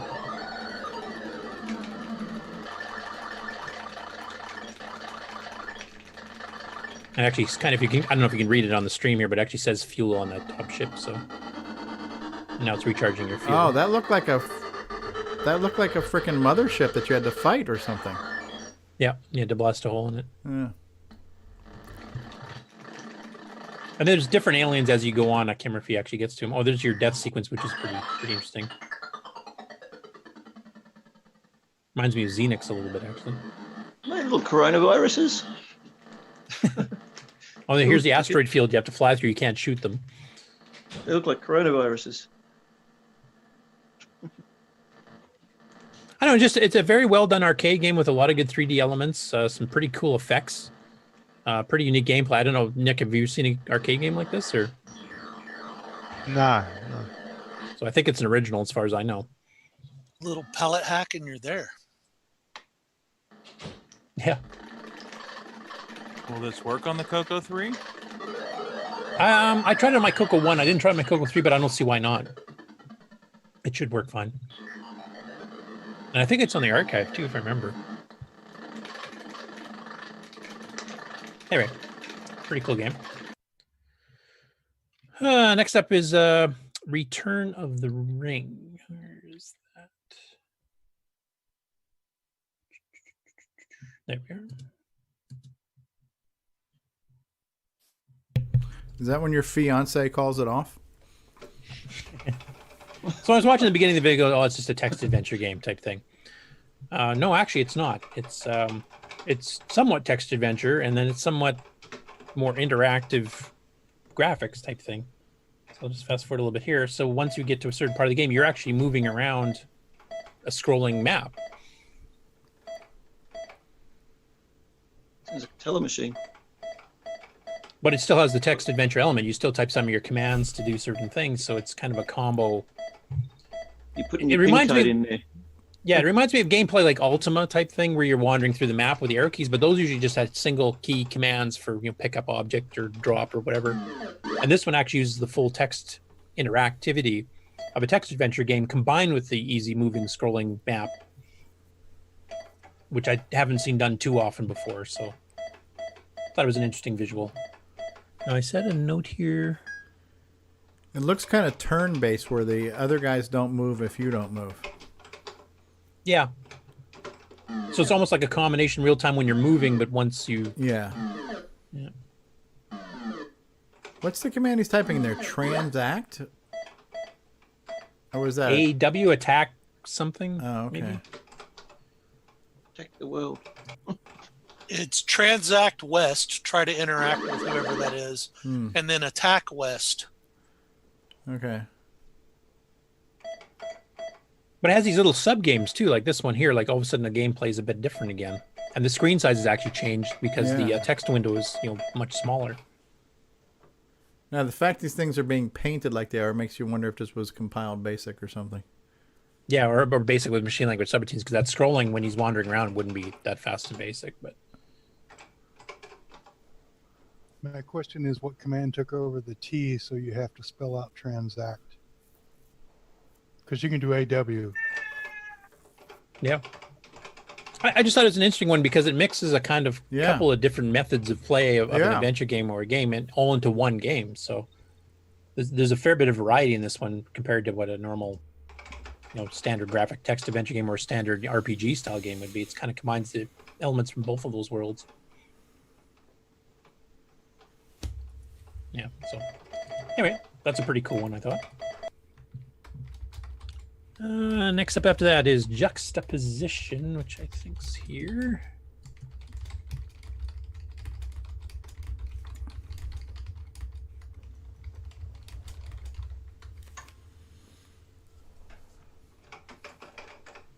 which is another, looks like a standard text adventure game with a bit of a picture here.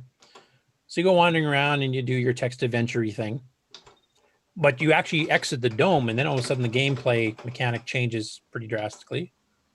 If I can find it.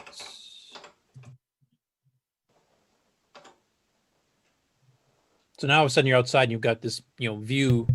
We'd switch to a graphic view again. Kind of shades And of it Sands of Egypt here. Yeah, and then it draws fast enough. It almost gives a 3D effect as you're walking. Like you'll see him when he comes walking towards something. Oh, yeah, look at that. I got to say, these P-Mode 3 fonts are pretty decent, too, with the mixed case and everything. Yeah. Well, for a second, I thought those were sheep. I'd say David Ladd would be getting excited, but yeah, it's trees. Oh, Stevie. That castle but the behind 3D effect of walking through the scene here is yeah, actually it's pretty decent. Quick, too. So are these disc-based games? I don't know. Disc games on the Dragon were a lot more rare, or just ones that required a disc because the disc drive is so expensive and not easily obtainable at the time. So I'm not sure. I'm hopefully some of the Dragon people in the chat will be able to chime in on some of these, but I haven't actually downloaded that one to try it yet. I've got to see if I can find it because it definitely looks like an interesting game. Okay, Sword and the Sorcerer. Davey Mitchell says cassette. Okay, that's pretty impressive actually. Thanks, Davey. I need to step away, guys. You guys all have a good rest of your show and a good weekend. Brian. Yep. Here's Thanks, some Brian. PAL artifacting here with that purple. Yeah, this one's actually meant to be a 2-color pure game. So if you have your composite mono switch, hit it. Yeah. Attack and defense, huh? Yep, nicely laid out. Oh, Then look you've at got nicely that. drawn That monsters. Minotaur-looking guy looks good, huh? We should actually get whoever did this one to contact Paul Shoemaker because that one game he had to pull because the original artist Yeah. didn't like him using the artwork. This guy did some pretty decent artwork too, so maybe they Yeah. should collaborate if he's still around. Is this a new brew or this is back in the day? I think it's a back in the day one.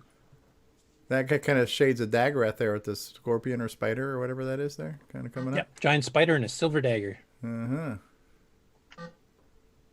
And it's written in BASIC from what I can tell, from the sound and from the speed of clearing out this text and stuff.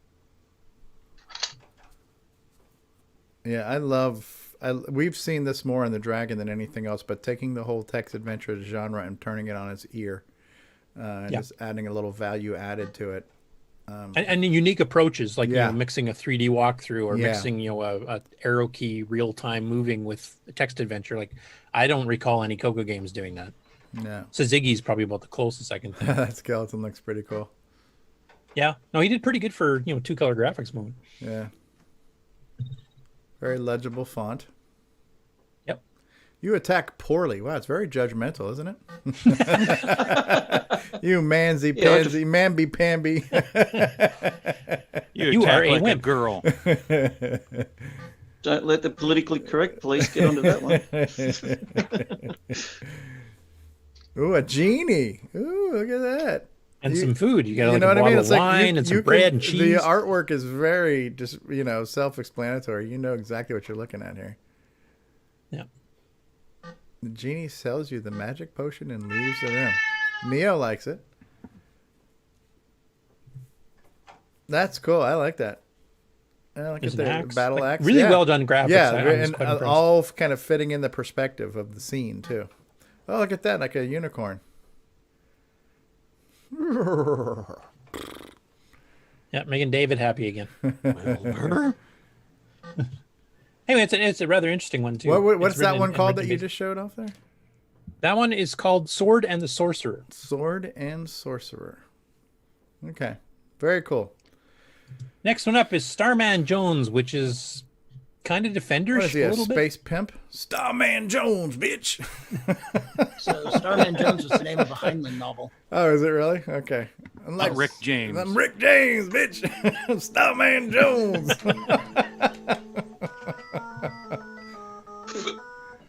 Mark the time where Stevie has gone loopy. Oh, is he like in a hover chair? Yeah. In a gem? He told Look at us this he, guy. Look at this guy. You shouldn't be doing He's like got a flying lazy boy as he hovers through and shoots at things. So. and then does streaming pee at everybody, as far as I can tell. Ostensibly, it's like I want to defend the galaxy, but I want to do it from a comfortable position. So put me in my. I want to be able to. Yeah. I want to be able to pee on my enemies. As long as I've got my jetpack but I power. don't want to have to stop. That's right. Stop right there. There's a bulletin board for a Sword and the Sorcerer down there, a billboard ad. Yeah, right down there from the same author. Mm. But he's got nicely drawn terrain. It's not just the generic mountains. You got a defender. He's got like runways and helicopters and boats. There's also a refueling station. You have to refuel occasionally. That you have to land on and then refuel. Yeah, I like that it's using the inverted one, kind of like some of the Mark Data ones did, where you got black on white, but then he's got some inverted stuff down there too with the craters and stuff. Yeah, that's neat. Yeah, and then level 2 introduces some more monsters. Yeah, so take a good look, Stevie. Level 2. We're good. Multi-voice music. Oh, look at the bigger font for first place. That's kind of cool. Yeah, yeah. Again. Fire Force we've seen before, so we'll skip that one. Next one I had was Kung Fu the Master. Spaceman Jones, bitch.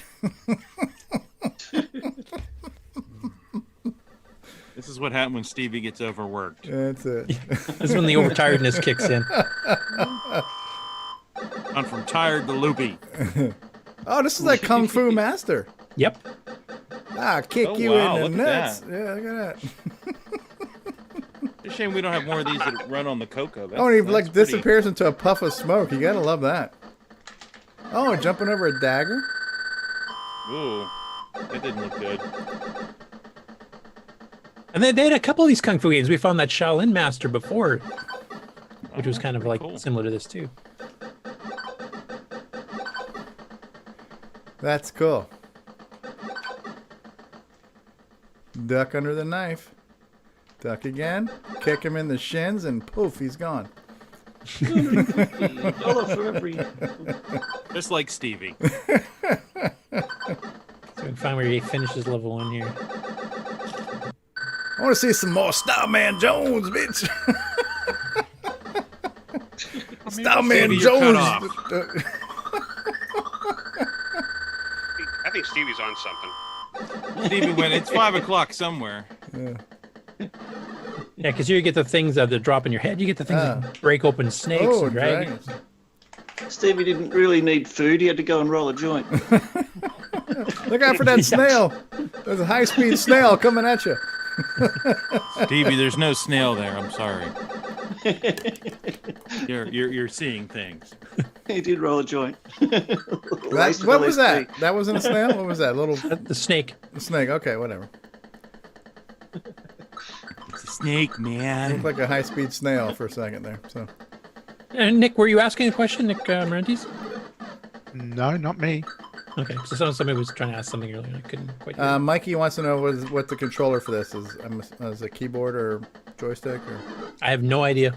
I haven't tried this one. I gotta say, it's pretty neat though. The whole idea of the kind of kung fu dude, side-scrolling. Yeah. No, and we didn't really we had Kung Fu Dude, and that was pretty well it as far as karate, I guess, by Dicom. But they had like the Shaolin Master, which is kind of like a hyper version of this one. And they had this one as well. So, I mean, they had quite a few good ones on the Dragon. Now, this one is an interesting one. I've never seen this one before, too. It's called Sky Joust. And you take a look at the beginning, you go, it's a Joust clone. Not quite. But wait, there's more. Hold my beer. Okay.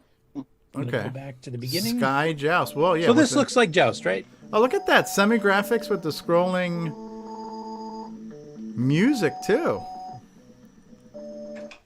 Okay. Color me impressed so far. Excuse me, color me impressed. You can shoot. Oh, wow. Now that's Joust, man. That's Joust with the machine gun, bitch. I'll shoot your ass down. Extreme Joust. That's Starman Jones playing Joust, bitch. That's right. No, he'd be keying. Better than Lancer. Beats the crap out of buzzard bait. So we were talking about buzzard bait and Lancer and Pegasus. Not anymore. This is my favorite one. You can shoot the bitches now. Oh, Styleman Jones ain't afraid to shoot a bitch. Today's quote: "Shoot the bitches." And then the other cool thing, this takes place, I don't know if you can tell by the top, but you're in front of a castle, right? You can see the kind of the turrets and stuff on the two sides. That's neat. When you go to the second level, you actually scroll up to the next playfield area. Okay, that's like a castle in the background, right? Oh yeah, look at that. And there's your PAL artifacting. Kind of like Pegasus flying. Yeah, Pegasus, like changing the scenery. Phantom Riders, yeah. Now they're at the top of the castle. He's fighting. Yeah, it sounds like a diarrhea shark. The fire there, but Is this historically accurate?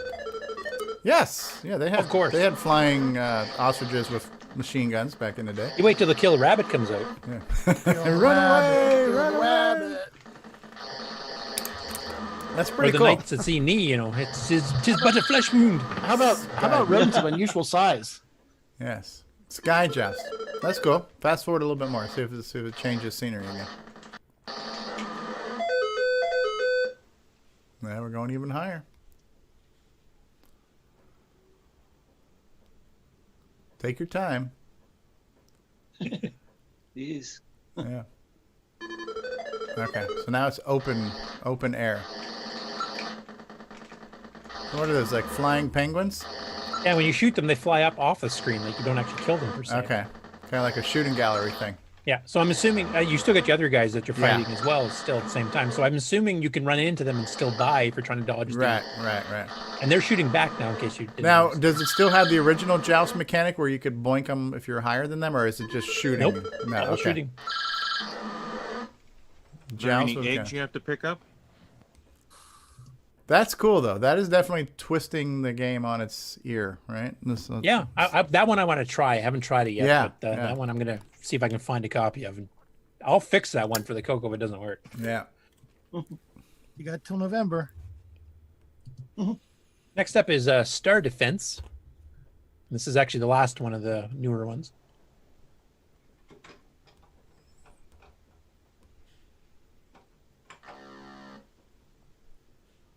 Is this a Okay, Defender-ish. Yeah, I like the explosions. He did the animation of the explosions pretty good when you shoot the alien. Yeah. Yeah, the scrolling's pretty smooth. That must have been a smart bomb he just activated, right?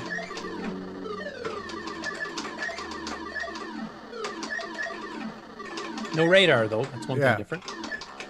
The fluorescent lights really new realistic. way of assembling. Can't seem to shoot the fluoro though. Yeah, Just right? stays there. Smart bomb. There's no people to pick up, but the mountain range is cool. Yeah, so the gameplay mechanics is a little bit different in the you don't have a radar, so you don't really know where they're coming from. And then you don't have the human story about as well. No, I like the explosion there. It's cool too when your ship blows up. Yeah, when your ship blows up too, your particles that hit the side of the screen, they actually ricochet back like there's an invisible barrier there. They don't just fly off. It's a little bit different. I'm trying to remember if there's other aliens when you get into a new wave here. I could just get more intense.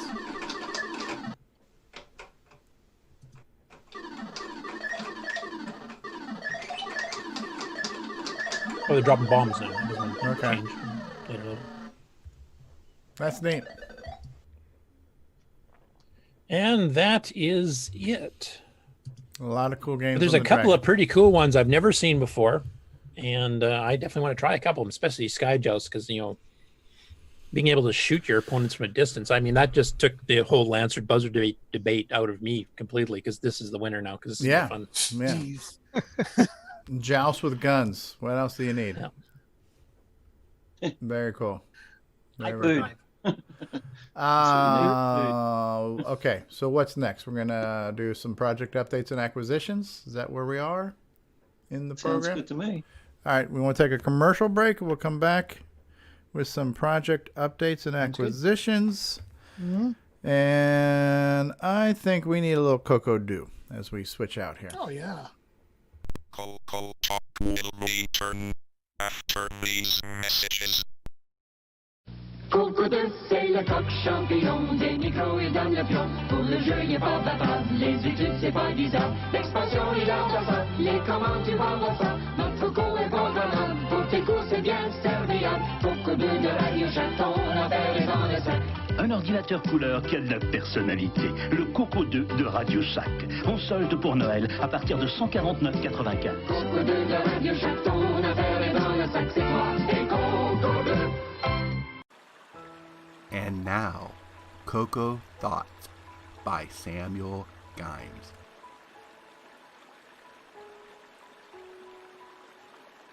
If you're using your color computer in Quebec and it stops working, is it now a CoCo won't do?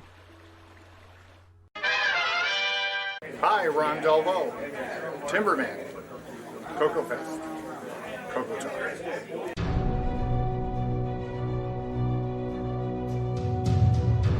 In a world where RGB produces black and white video, one cable can make a difference.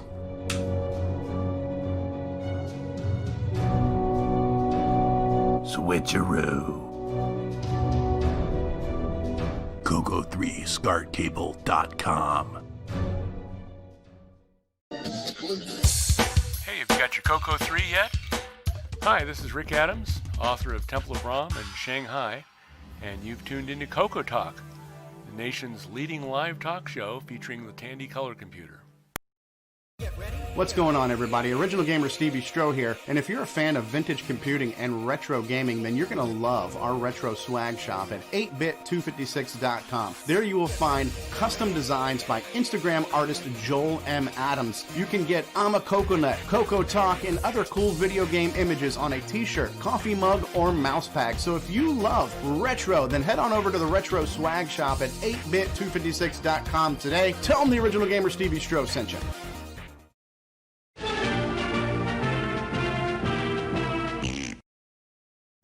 Radio Shack's store-wide manager's red tag sale is on now. We've slashed prices 20%, 30%, 40%, 50%. Save on famous Radio Shack hi-fi, car stereo, radios, toys, TV games, calculators, walkie-talkies, and CB radios. Look for the big red tag. Save like never before on these and literally hundreds of red tag specials. Hurry into Radio Shack today. Hi, this is Randy Kindig of the Floppy Days podcast. I just love me some CoCo, and nobody covers it better than Steve Strobridge. You're listening to CoCoTALK. Obviously, he's never heard Grant Leedy, because Grant Leedy does a hell of a lot better job than I do. All right, so we thank you very much, are Stevie. back. We are back with everyone's favorite topic, everyone's favorite show here. And, what am I doing here? Yeah, that's what I need to do. We are now on the updates and acquisitions part of the show. Everyone's favorite part of the show. Who said they had things they wanted to share? I think Mr. Jason, the Coco Man, Reichard, had something he wanted to tell us at home. I did. Oh, look, I'm on here. Okay. I've had, again, known for, get rid of that. I look ridiculous, but that doesn't matter. I still look ridiculous. I still look ridiculous. Who am I kidding? I've had some requests. There we go. I've had some requests, and I've decided to start fulfilling some of those requests for a particular piece of hardware. And I'm announcing here, and this will be up on my website soon. It's not up on the second, but I am going to start offering drive wire cables for the CoCo. Yeah.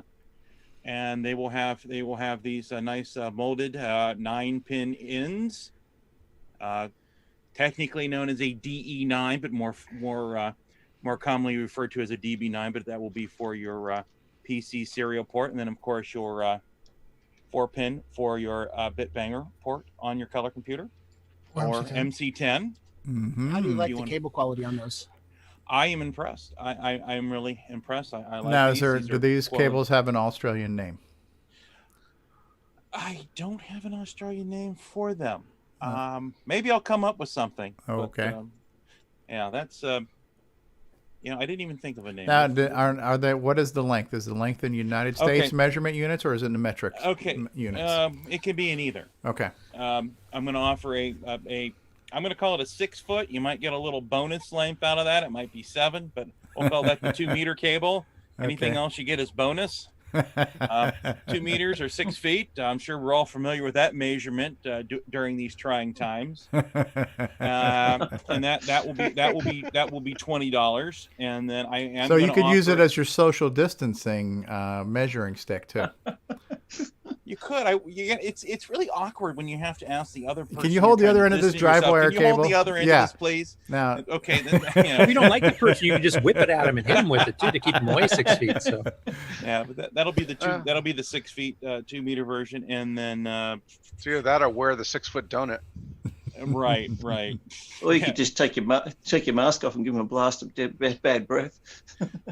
I saw a picture of a fellow with some pool noodles on his head there, but that's one way you could do it. But and the other thing, I'm also going to have what I'm going to call a 10-foot cable available. Looks very similar, but just 10 foot. You might get a little bit of bonus length there, but we're going to call that 10 foot.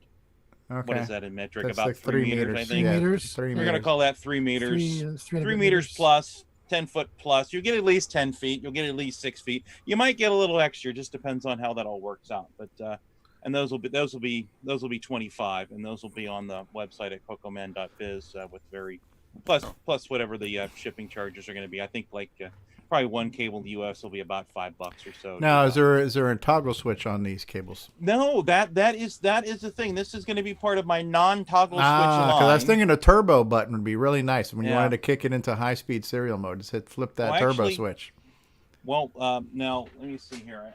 It'll have a toggle switch if you buy the serial switcher along with it. Right, you can.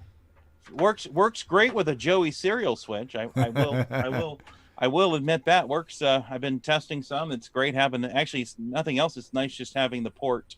Since I have that monitor stand behind me, it's nice having the ports up front. Yeah, the ports right up our front, just kind of like the joystick switch. Same size as the Joey joystick switch.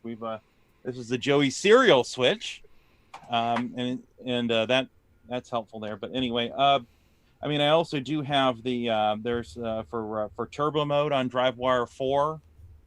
There's what is that? Pins 1 and 2 on the port. They're already jumpered together for turbo mode for DriveWire 4 on all these cables. Okay. But they'll be available soon. That's it right now. I mean, I need to put these up, and then the joystick audio digitizer cable I talked about during our virtual CoCo Fest. I need to put that up. There's going to be some revamp coming here very soon to and getting more of a real shopping cart system at CoComan.biz. That's all I have. Very cool. Thanks for that update. I believe Mr. Dave had an update. Where is Mr. Dave? Yes. Oh, I'm still here. Okay. Enjoying the show. So you ready to show us your show and tell, Mr. Dave? Yeah, if I could, I will get on it. Go ahead. That's Mr. Dave to you. Okay, so I was waiting for a lot of stuff in the mail. I went a little bit crazy. But first I got a surprise. The man that I bought the CoCo 3 from, he later sent a package with a mini cassette recorder and some books. And that was never in the listing. Okay. So that was a nice little bonus to get. Yeah, I have that Tandy Graphics book. Very nice. Oops. And next up, we have these guys came in. Oh, we got the beige and the silver TIs. Yeah, well, you want the version, right? Is that the speech pack on top? Yeah. So that's going to be some fun stuff to play with, because the TI was my first computer, then I upgraded to a CoCo. Mm-hmm. I did get my CoCo 3. That was good. Wednesday is junk mail here. Oh, VIC 20. Yeah, Victorian and a C64. C64. Okay. C64. Nice. And that's a keyboard from a Coleco Adam Tandy, I guess. Eh? Nice. Nice. All right, let's see what else we got. Okay, now we got the good stuff coming in. Where are they? Fasten your seatbelts. Where are you guys? Here? Okay. This is another Arabic MSX computer. Wow. 2 cartridges. Mm-hmm. If you hold down the control key, it will boot up straight in English. Nice. Now, my only problem with that, I also got a Sony Hitbit. My only problem with that was it's a 220 plug. So now the guys on Discord were not too sure about this method, but you can use 2 extension cords to get 220 volts. That's dangerous. Not quite. Maybe. If they're on different circuits. Please don't try this at home. Depending on Your what leg Dave they were on. is a certified mad scientist and knows how That scares the heck out of me. That's, So there we go. That's Two-Face gone mad. So underneath it, we have my Sony computer, a Sony MSX, and here's a test. So I found 2 different plugs that would give me 230 volts. That just reminds me of David's, plugging 2 multi-packs into each other thing. It's right up that territory. This is a true. Yes, you can do it. Maybe you shouldn't. So now we just made a special connector. Now you're playing Oh, with that's fire. special, all right.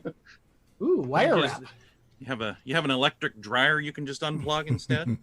Right. It's a taser. He's got a taser there that he's plugging his computer into. That looks like more like it's going to be a defibrillator when clear. Clear. The actions of Dr. Dave are not I think he's endorsed going to by. need a defibrillator. So, All right, so here we go. Here's There's the a result. company that sells the converter transformers. Yeah, why don't you go ahead and post that link? I right now have just found it. This was a little more industrial, but Probably a little more there. safe too, I'd imagine. You need like yes. a step-up transformer. Safe. I have a lot of electrical tape. Oh, jeez. Yeah. I had a Don't friend who do did the this at office. home. He rewired his office and used 2 different legs because in the U.S. you have 220 volts and 2 different circuits. And he plugged his printer into one circuit and his motherboard, his Apple, into the other circuit, and he didn't have an Apple anymore. try the company I just posted the link on. They've got some safer options. Did you do that? Try that over here in Australia and end up with 415 volts. And that was some really nasty things. Shouldn't typically have a problem, but obviously something was wrong. Consult an electrician. Well, when I get time, I'm gonna put in a proper plug, but I wanted to test my computer. So here's inside the Sony computer, and it has the Texas Instruments video chip. And by comparison,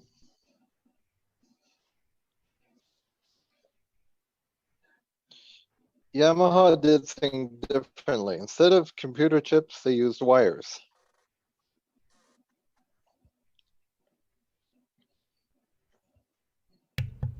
You're talking about instead of traces, they use little wires to connect things?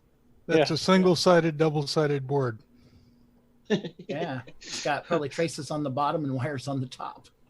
Very interesting. So it's a very different build from the Sony. No solder mask on this side, but it does have silkscreen. Interesting.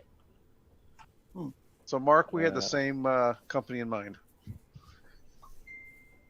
Where's my nice CoCo? I just reposted your link with the HTTP, so it's hot linkable from the chat rather than have to copy and paste. YouTube used to complain when I did that.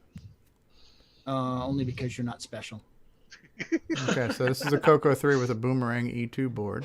Yeah, this is my CoCo 3 I ordered from Texas months ago. It finally arrived, and it's got a 512K Boomerang and a 6309 socketed. Actually, that's a 2 meg. That's a 2 meg because it's the E2. You're just E2, missing yeah. the DAP board. Yeah.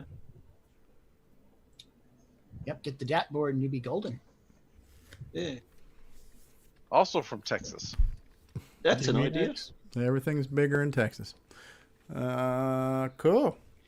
Does that conclude your sharing, Mr. Dave, or did you have something else? That concludes, except I found a game that will settle the buzzer bait lancer debate. Okay. It's the same game, but you fly around as hens. Oh, wow. Capture eggs. This is on the See, now this one I would take over the one that Curtis showed earlier. Hey, you probably can't shoot in this one, so I don't know about that. Exactly. It's an abomination. Okay, this is on the TI, right, Mr. Dave? Yeah, you just crap all over everybody. Yeah, that'd be cool. like this show. Yeah. And you don't have to collect eggs because you can lay your own. All right, thanks for sharing, Mr. Kind of like Dave. the show. Who else? Welcome. Who else had an update or an acquisition or? Yeah, I got an update. Mr. David O'Connor. Hey. We are now have our eyes focused on you, sir. Okay, I have with me here 2 cassettes. One cassette here, a nice Maxell chrome tape, one of my favorites, XL2. Crossover demo. Yep, crossover demo. And if we have a look on the J card, let's take out that J card. I don't know whether you can. Hang on, let me see if we get that up the right way. I'm back on. Laurel Lear, Dale Lear, Ashley, yeah. Yep. Dale Lear, keyboards and vocals, Hillary Jones, drums, vocals, Michael George, electric guitar, vocals, Laurel Lear, bass and vocals. Wow. Nice. Children so yeah, that's courtesy of Rick Adams. Okay. And I'm transferring these using my Nakamichi decks. Dale Lear is author of Color Baseball and Double Back. Yep. Double Back. Yeah. Pickwitch. Yeah, and I had a bit of a listen to. I had a bit of a listen to this cassette before the show started. Stuck it in one of my decks and had a bit of a play. And the recording, it's 1987. Is the recording on there? We can see from there. And the recording is held up exceptionally well. The production is fantastic, and there's 4 really nice songs on there. So I'll be transferring that onto my studio computer and remastering it, and then I'll upload it for. So Rick, I'll send you the link, and we can pop it up on wherever. This one here. Have a look what's written on that. Temple of Ram, copyright 1983 by Rick Adams. Yes. I'm not exactly sure what that is. Well, I mean, what it is plain. It's a cassette. It's Temple of Ram on a cassette tape. Right. But was that what I sent Tandy when I tried to get them interested in the game, and then they sent it back, or was that like a prototype cassette for me to try out the game and make sure that it would work, or what was that? So I don't really remember what that was, but it'll be interesting to get the binary off of that tape and compare it with an actual, Temple of Ram cartridge and see what the differences are. Yeah. So that's actually executable. That's not the source code listings or anything. Correct. Okay. Is that your handwriting? And how much will that be on eBay? Yes. $25,000. No, I was referring to Nick Marenti's right dilemma. If we look underneath, sorry, okay, Rick. Go ahead, Rick. Yeah, practically speaking, it's like if I sold that, I would probably get some somewhat serious money for it. I might get, like if you want. In my wildest dreams, I would get like $150, and that's nice. But I'd rather have the tape. Oh yeah, you know what I'm saying? Yeah. I think you could dream a little wilder than that, Rick. Come on. Yeah. If it was $10,000, I might think about it. I don't know, but we've got a rare, sort of a semi-rare Barbie from way back in the day. And, I looked it up and it's like, it's worth about $150. And it's like, well, that's nice, but I'd rather have the rare Barbie. Sure. So. Yeah, $150 itself is not that rare. Yeah. If we look underneath, I don't know if you can see that. The blue just leader. There. Yeah. Yeah, if I just put these both next to each other, you'll see that right where my finger is there, where the tape heads go in, there's a little felt pad there. Yeah. You notice on this one, the felt pad's missing. Okay. That's on the Temple of Rom tape. Usually, that's bad news. Usually, it means the tape won't play because it needs that pressure pad to press the tape against the heads. But fortunately, my Nakamichi decks, and this is one of the things that Nakamichi did, they have what's called a pad lifter on the heads that actually lifts the pad out of the way. And the Nakamichi mechanisms are so good. They have a pinch roller on each side of the tape and two capstans and two pinch rollers. And it actually tensions the tape in between it, removes the pad altogether. Oh. And because the Nakamichi mechanisms are so accurate, it doesn't even need the pad. So this tape will play fine without any modifications in my Nakamichi deck. Nice. So I'll be able to transfer the contents of that straight onto the studio computer and then put it into one of the CoCos and see exactly what it is. So I think I've seen like TechMon has replaced pads in that case. Yeah, you can replace them. You can replace them, but it's a very fiddly job, and you've got to get the exact right material. Otherwise, you wear your heads out. But like I said, the Nakamichi has a pad lifter on it. They don't use the pad at all, so it's. You don't need no stinking pads. Yeah, that's right. So the other tape, the Dale Lear crossover demo tape, is Dale Lear's back in the day. Dale Lear had a Christian rock band, and that was their demo tape, and he gave it to me way long time ago. So I digging around looking for various tapes of mine, I found that. So it'll be interesting to have a listen to that.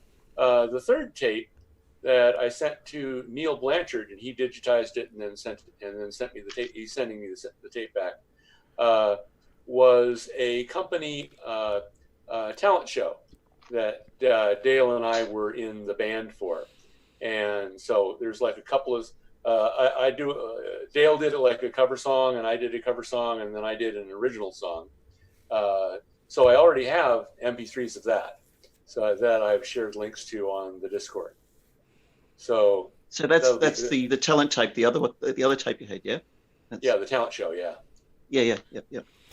So I was really impressed with the production quality of these originals on this. They're really good quality recordings. Dale was a real pro musician. It he shows. He did a lot of session work for commercial, actual commercial albums. Oh, there you go. It was kind of interesting when I got hired at the place where Dale worked. I'd actually seen Dale's name. I have the habit of, when I read, I'll read like the credits on albums, and I'd seen Dale Lear's name as a bass player on a lot of Christian albums, and for big name, acts. And so when I met him, when I first got hired, I said, oh, Dale Lear, that's a familiar name. Have I seen your name on like some albums as a bass player? And he says, oh yeah, that's me actually. So that was kind of Do you know which albums he played on? Which artists he played with? He didn't play with Keith Green by any chance, did he? I don't think with Keith Green, no. Certainly he worked with Ashley Cleveland, because Ashley Cleveland was a friend of Dale's, and I went to like a Bible study at her parents' house, and her and Dale worked together a lot. So Dale probably played on her albums, but he played on other albums before that, and I don't remember which ones. So I guess you'd have to do some Googling and figure that out. Yep.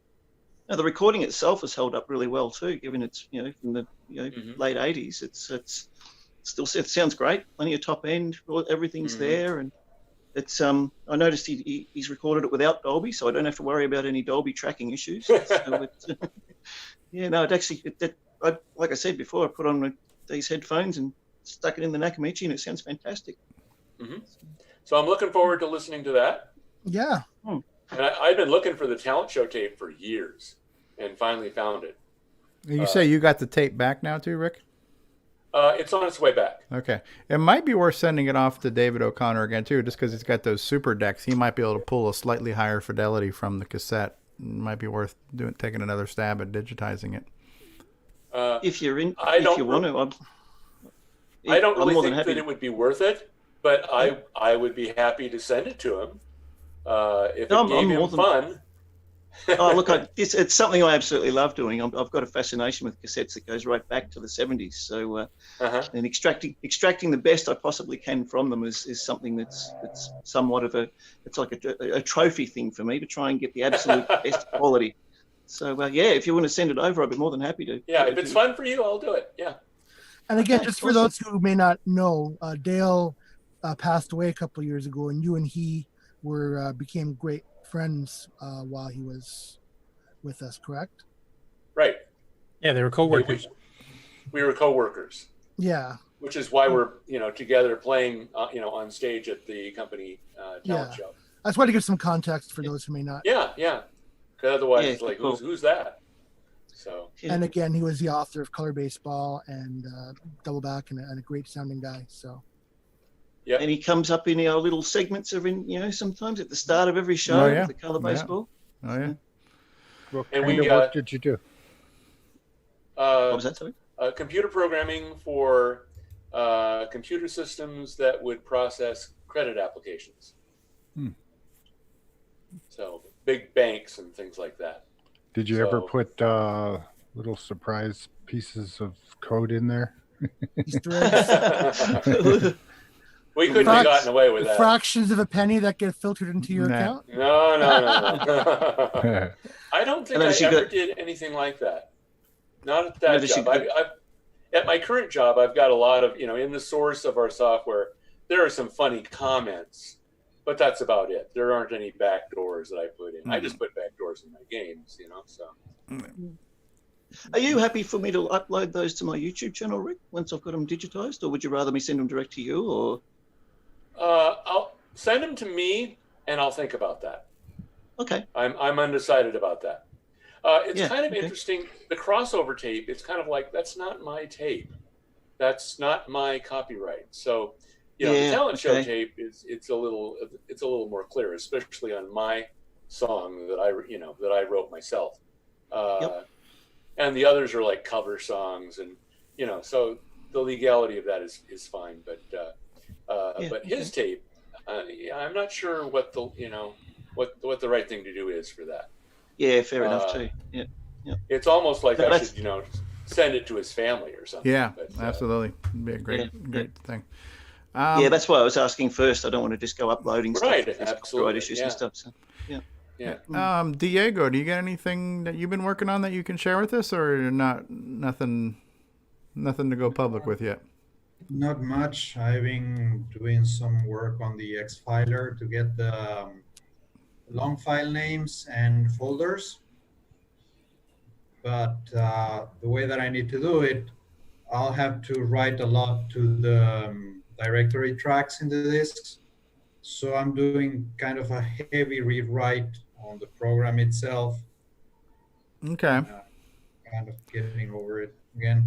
I mean, it's sort of ready if you keep it in a live mode. But once you close the program and open it again, since it didn't really save everything to the disk track, long names are no longer there. The directories are no longer there. Okay. But it's going to take a while. It's almost a full rewrite of the program. Let's hope it goes fast enough, because that's my doubt, my concern also. That because I need to write a lot more to the directory track if it's going to go to slow it down too much. Okay. Just wasn't sure if you. I just wanted to make sure we didn't forget to ask you. We don't get to see you all the time. I'm just glad to have you here. Anybody else? Ron Delvaux, did you have anything you wanted to talk about this week? Terry Steggy sent me this old computer. Oh, nice. Oh, that is cool. That's cool. It's a Tecra. It's an early 90s Toshiba. I have a couple of those. Weighs about 20 pounds. You know what's really cool. slick with those? Is the CD unit will come out, and then you can put it in an external case on a cord, and you put the floppy disk in. So you can it was a bay, a drive bay, right? Yeah, bay. Yeah, I've seen some like that, and those bays were like multi identities. Yeah, like some of them could be like extra battery power or other things like that too, right? Yeah, I had a 46 based version of that at work years and years ago. So yeah, I don't have a power cord for it yet. Those Toshiba laptops are really, they're bulletproof. They're really reliable. Yeah, and they have a track point, like IBM track point in them. Also, the power cord is just one of those little oval-shaped ones that the power supply is built in. So, now, yeah, they're great. I actually have multiple hard drives. I have one with OS2 Warp on it, have another with Windows on it, and then just switch them around. It's really great. Now you probably, go ahead. Sorry about that. And it probably has the real serial port, which means you can use it as a drive-wire server. Oh, cool. Or a terminal into Nitrous 9. Yep, exactly. Yeah. I'll make you a power cord. Hey Ron, how much memory does it have? Hold my I don't know yet. It may be as much as 20 meg. None after the power. Is it? None after the power cord's connected to it. The one I have actually has like 96 megs in it. It's like 64 plus another 16. Wow. Like, really? 1992 had like more than 64 megs in it. Megs or K? Loaded Meg? no megs. Megabytes. Yeah, megs. Meg. Yeah. Wow. Yeah. Wow. I mean, it's a loaded system. It's got this laptop. It's got more than 64 megs in it from the early 90s. That's insane. Dang. Ron, you got something else from Terry too, didn't you? Get your stickers, your imaginary stickers that you. Yep, I put them on my machines. And is that something you could show us, or they're not in a position where we can see them? I don't have it up. Okay. They're on Facebook. You guys if can, somebody wants to bring that up. Yeah, you can find it on my Bronze Garage page. Yeah, it's also on CoCo page too. Okay. Yeah, I thought those were kind of neat. They are. Those stickers. Yeah. He surprised me completely. Yeah, I said, "You made these?" And then he asked me if they fit. They were perfect. Terry's a good guy. Terry's all right. Yeah. He's all right. He's got a big heart. Yeah. Regarding drive wire and serial, you can use a drive. Let me try that again. You can use a modern computer with USB to serial adapter, can't you? Yes. Yes. Yeah. But it's so rare to find a physical serial port on machines anymore that it's just kind of when you find them, use them, because they're there. They started phasing them out about 15 years ago, and then a few like IBMs and Dells had them until about 10 years ago. That's what they look like. Yep. There's a VGA and a serial. Yeah. Yep. Crazy. I've got a couple of old laptops here with RS-232 serials in them, so I might use one of them for a drive wire. I have an IBM ThinkPad 25 that has both a parallel and a serial, and it runs like Windows 95 and DOS. That's all you ever need, isn't it? Yeah. Nick Marentes, you got any updates or anything you want to tell us about that you're working on?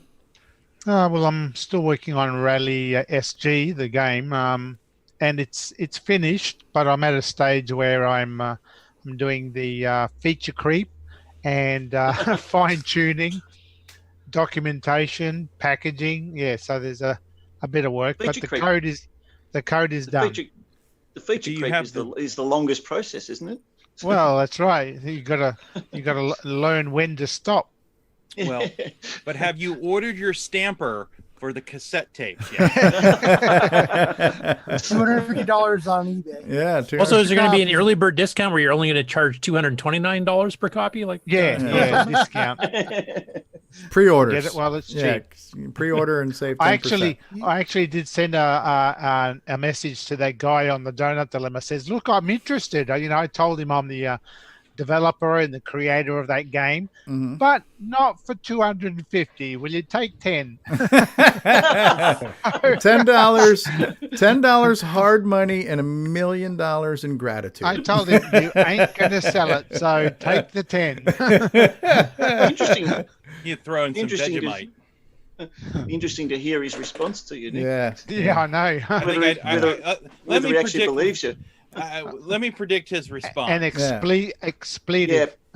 I was going to go for maybe an expletive or something that rhymes with pluck yourself. So, or it might be crikey. Did anybody else? You got to be shading me. Sawed off. Did anybody else have any updates or acquisitions? Alan, I have one minor one to mention. Okay, Alan rose for his anybody hand who's first. on the Alan rose his hand first. Alan's first. Yeah, we don't want any look, Curtis. Just real quick, I got a shipment from the Cylon Homeworld. So okay. A mini MPI and a CoCo SDC for my CoCo 2, so it's up on DriveWire now. Cool. That's all good. And Curtis might like this one. So Oh, wow. OS 9 level 1, or what is that? Yep, OS 9 level 1. So thought it I was actually have Mickey. a legal license now. I thought to it was drive. Pegasus Phantom Riders. No, and that's Hey, it. Alan, you should show us your double-decker CoCo setup there. How does that work? The CoCo 2, CoCo 3, and an MC10 in the back. There you go. Ready and available at any time. Yeah, they're all available at the same time.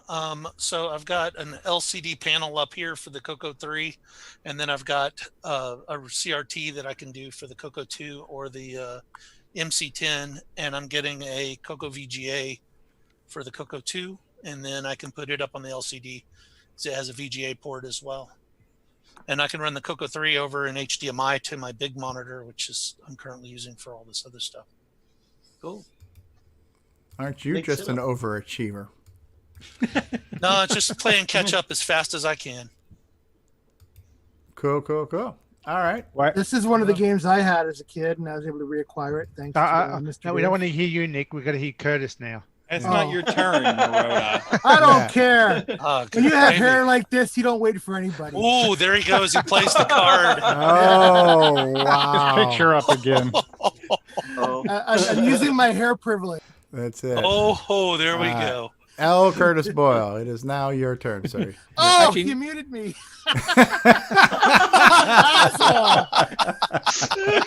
I will not be silent. You just see Nick and Mad Dude in a big swoosh. Pull the plug out. Unmute it. Pull the plug out. Turn off his electricity. I forgot what I was going to say now after all that. No, I'm sorry. Okay, now it's Nick's turn. I just wanted to say, if anybody else is on the GimmyX beta program and has the beta boards from Ed, I wrote and just uploaded last night a quick little utility for Nitrous Nano just to check to see if you have a GimmyX installed, and then it should report the firmware version of it, because there's been a couple of versions around of the firmware, and also identify whether yours has been set up for the SDR, the old speed RAM, which means you can only run up to 1.78 megahertz, or if it's got the DDR version, which will run the full 2.86, that requires a Boomerang with some modifications to it, flash firmware upgrade, the Triad Plus, or the actual 2 meg board that Ed's selling too. So I want some people to test it, because so far it's just been me. Bill's kind of been busy with his wedding plans here because he's getting married in a couple weeks. So he hasn't had a chance to test it. So I'm hoping if somebody else is on the beta program. Best way to ruin a relationship, getting married. I know. I think smartassery in your case has a lot to do with it too. But not actual advice. Anyway, please test it and let me know if it seems to be working properly for anybody else listening. I'd love to do that, but I've got PAL CoCo 3s, and GimmyX unfortunately doesn't fit. So I've still got to work out with Ed what we're going to do there. You just need to get an NTSC motherboard and do what Nick Morantes did, and then That's you'll have what your we're- that's artifact what- colors. Yeah, that's what Ed and I are discussing, is swapping motherboards. I'll give him a PAL one so he can work on a GimmyX for PAL, and I'll have an NTSC one that'll run the current GimmyX. When you send stuff to the States, how long does it take? Usually I can get things within 2 to 3 weeks, but with coronavirus, those tapes that I just received, that took like 2 months to get here. Wow. It was crazy. Yeah, all normal shipping times, especially international, are out the window right now. Yeah. Oh, there's somebody behind you, Ron. She's right behind you. Yeah. I got a couple of things I can show real quickly. It's just a brief show. It's because I haven't had a chance to hook anything up yet. But if you were following the MC10 group on Facebook, as I'm sure a lot of people do religiously, Ed Snyder posted pictures of this. This is my MC10 that he upgraded. So the only thing I can show you is this is the composite mod here, right? Which is the same thing Brian Weasler was showing earlier. So you're basically using like a stereo jack. It's a 2-lead, 1/8 inch to 2 RCA outs. So one would be audio, one would be video. So that's the composite mod. This also has the internal 8K upgrade where you can run a full P Mode 4 screen. And the other thing he sent me with it, which I haven't had a chance to do anything with, because I haven't even looked at this yet. I've been so busy with work. But this is a replacement GAL chip for my MCX 128 that makes it compatible with the internal 8K upgrade here. So that I got this like I think Monday or Tuesday. It came in pretty quick. And I just literally had no time to play with this. I really can't wait to hook this up and get the composite going and play with MC10 software on a beefed out MC10. Something else I've been eBaying too it's definitely retro related, just not computer related, but I've gotten back into reading these books from my childhood. This was a series of books that's called The Alfred Hitchcock and the Three Investigators. It's books, I remember reading my first one in second grade. I got it from the public library. And this was like Jones and the Boys, yeah. Yeah. So I, like, for birthdays and Christmas, I would get books like these, and I think there was over 24 of them in this format. So I had a handful that my parents found in a book in their attic, and they gave me. So I had like 4 or 5 of my original from my childhood, and I just been kind of eBaying them now. And I'm actually trying to read them in order. So I'm on book 4 right now, and I just ordered book 5 that I found. So I'm going to try to get the collection. There's about 23 of these in this original hardcover format before they switched formats. So an interesting thing to do. It's definitely retro related. This book was printed in 1965, so it's a little bit older than the CoCo. Is when that series started. So it's a pretty cool series, and surprisingly now, reading these books many years later, I find that the stories are still kind of entertaining.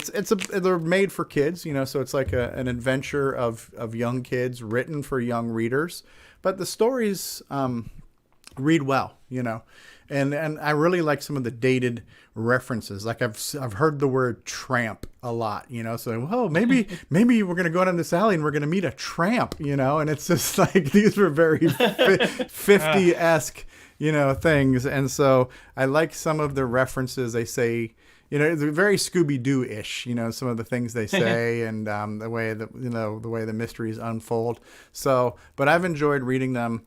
I'm a person who doesn't like to read. Yes, so the fact that I'm reading these books it says something, right? So now, do they have a lot of pictures, or they pop up to keep your attention? No, mostly a lot of black and white text. There would be one picture about every 20 or 30 pages to capture one scene, which was kind of neat, So very much like a Hardy Boys style thing. Yeah. So I guess that would be a new collection hobby of mine. Yeah, who was this? Who just called me? There's Mark. According to Wikipedia, there are 43 books in the series. Yes, there is, but I think they switched publishers and switched authors at some point in time. So I think in that original Random House hardback version, there ended up being about 23 or 24, and then I think things switched. But there's a website and a Facebook group that I'm a member of too, and apparently they got really popular, like in Germany, and they were translated to a lot of different languages. And so that series is, and just like we were posting pictures in our CoCo group when we get something new, there are people posting pictures in this Facebook group too for the Three Investigators stuff. So as I'm reading my books, I'm posting pictures of them and stuff too. So I think I probably only read about 15 or 20 of them. So yeah, I probably read a half a dozen to a dozen in my childhood, but.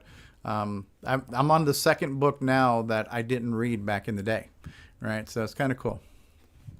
And that's it for me. Did you guys have the Enid Blyton books over there? Who? Cool. Enid Blyton and the Famous Five. It might be an Australian English thing, maybe. I don't know. That does not ring a bell for me. I remember Nancy Drew, the Hardy Boys, Encyclopedia Brown. Encyclopedia Brown. Yeah. Tom Swift. My dad mentioned Tom Swift. I don't remember that name, Tom Swift.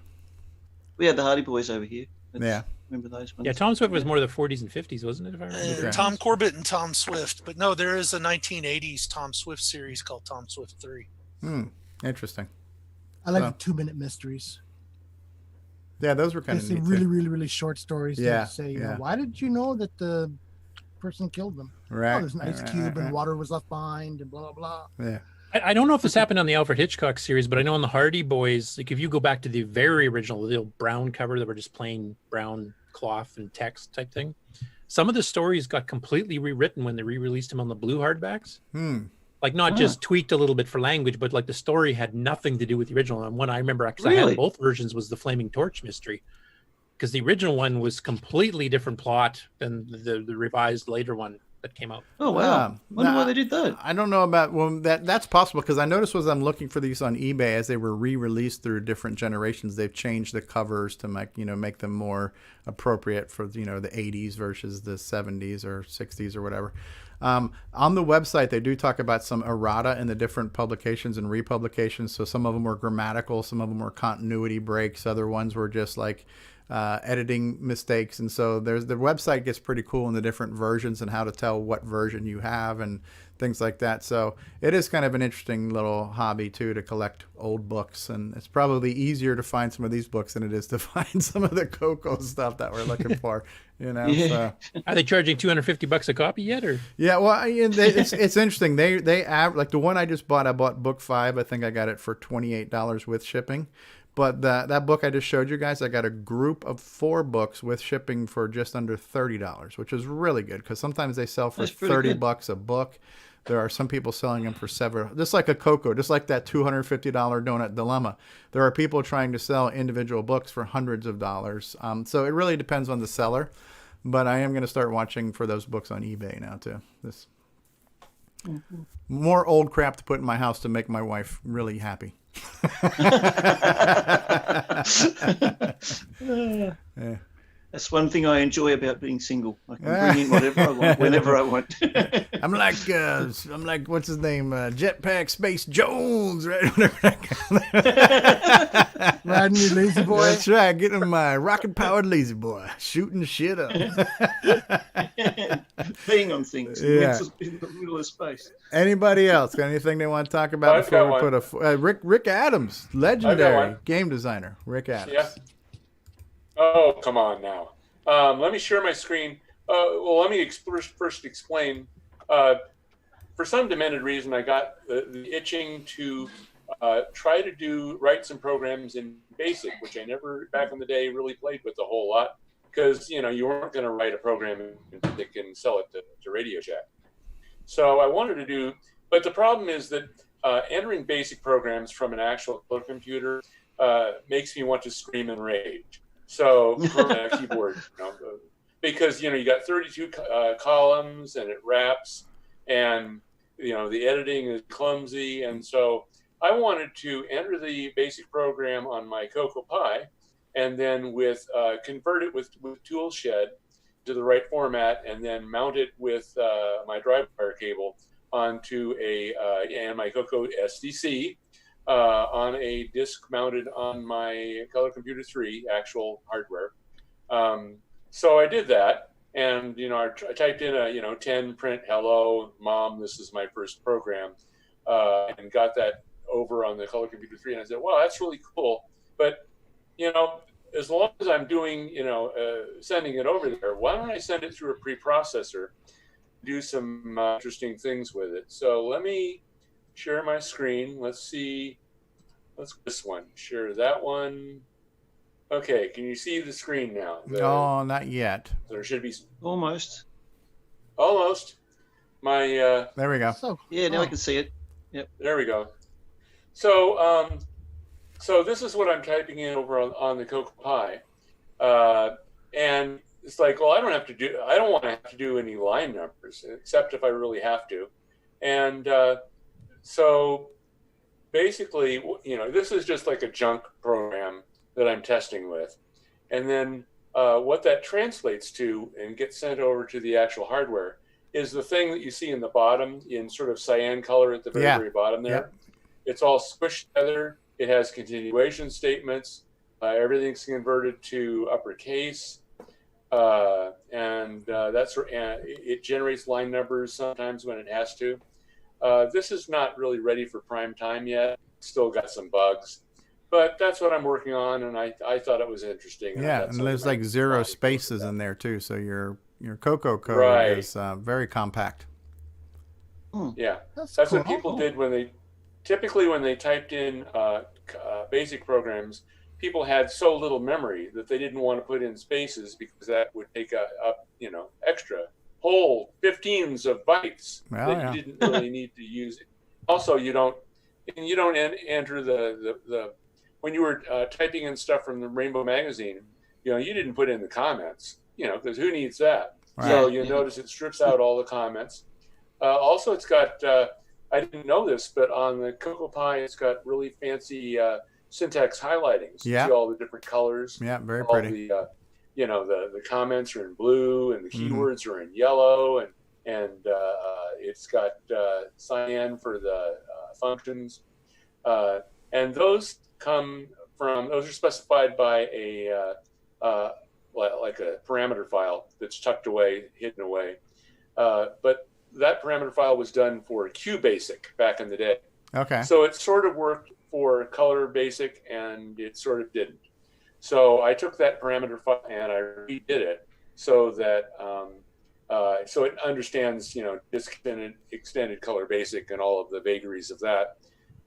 And I'm going to share that with Ron Klein, so it'll go in the next CoCoPie distribution. Neat. Oh, cool. Neat. So I will stop sharing. Okay. And you can take over from there. Excellent. Excellent. Yeah.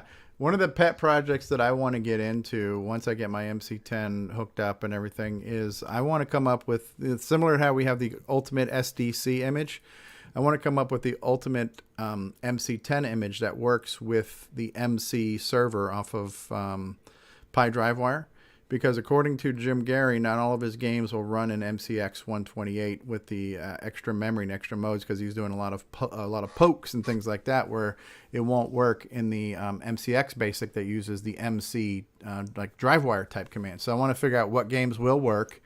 There are also some minutia of how certain WAV files will or will not work with the MC from Pi DriveWire. So I want to just kind of through trial and error come up with a bunch of programs that will work that I can run basically over DriveWire on my real MC10 in play, and come up with a nice little directory structure. And once I get all that stuff figured out, then I can give that to Ron Klein, where future updates to CoCoPie will have where you can run your MC10 from, all on the Pi, because the next build of MAME is also going to support MCX 128 commands on the MC10 in MAME. So in the very near future, hopefully all of my discovery and organization of finding files that are compatible, I can roll that up into the CoCoPie so other people can play all the Jim Gary games by using a very easy to navigate directory structure of loading things in and playing with them. So that's one of my pet projects, is as I go down the road of MC10 discovery. So it's been way too busy to get started on that this week, though. Cool. What else? Have we missed anything? One last thing. Ron Delvaux, ladies and gentlemen, has a little something for us. I lost 27 pounds so far, just really changing my eating habits. Oh, what did you change? I have a neck now. Wow. Congratulations, man. Congratulations. Yeah, well done. Yes, congratulations. What's your secret? That is awesome. Yeah. It's based off the South Beach diet. Okay. And we've been on it 8 weeks. Okay. And doing good. Good work. Good for you. How many, did you say what? 20-something pounds, did you say? 27. 27. That's a good effort. That's a really good effort. Yeah, every day I write down my weight. Wow. Energy levels must be a lot better, are they? I was huge. I started at 321.9. Oh, wow. Yeah, now I'm down to 294.0. No, wow. Good for you. Yeah. That's awesome. I do have one question though. Does your diet plan include CoCoPie?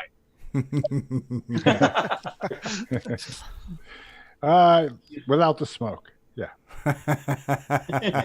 I lost enough weight once that at the doctor they weighed me, and the computer said, "Do you have the right person? Because the weight has changed too much." Wow. They told me about that. Wow. I mentioned that on the way out to the reception. She said, "Wow, what's your secret?" And I said, "Eat less, exercise more." And she said, "Oh, that." Oh, that. Oh. You mean there's not just a pill I can take? Yeah.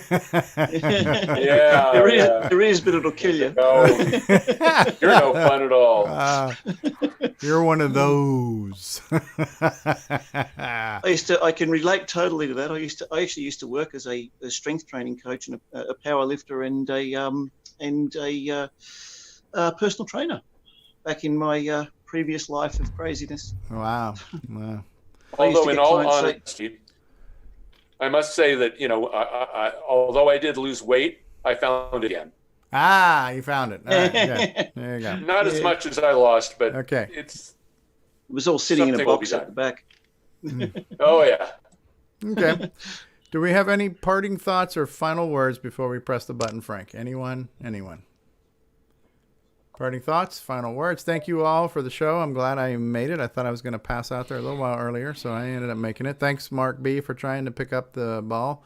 All right, I'm going to play the credits, so you have about a minute and a half to think about parting thoughts, and then we'll go ahead and put a fork in the show. Thank you, everybody, for being here today in the live chat. We've had Mikey, we've had James Jones, we've had Ken Reichard, Dave Phillison, Leo Hack, and Mixer is out there. Hey, Leo Hack, Mark Overholzer, Ken Reichard. Nick Marotta, Coco Man, and Dave Phillipson, and Nimble, and Steve Rasmussen. That's Buck Owens, for those who don't know. Explore VR, Ben Drakes was out here. Davey Mitchell was out here earlier. And Robbie Inman was here. Dave and Sharon. Davey Mitchell, Canadian Retro Things was here. Frodo NL. Aaron from the Amigo Retros Gaming Group was here. Tom C. from Jersey was here.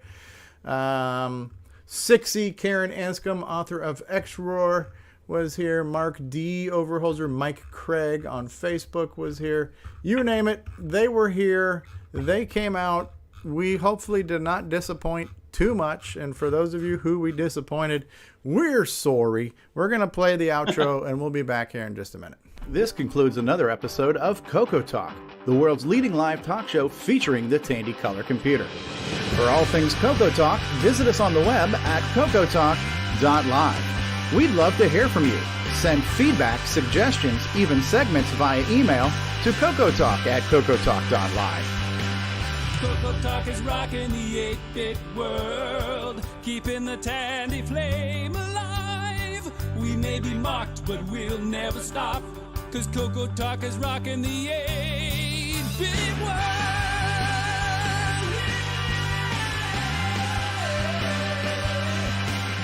Consider supporting the show with a purchase of merchandise from our retro swag shop at 8bit256.com. If you'd like to become a patron of the show, click the Patreon link at our website at CoCoTalk.live. CoCoTALK is rocking the 8-bit world, keeping the Tandy flame alive. We may be mocked, but we'll never stop, 'cause CoCoTALK is rocking the 8-bit world.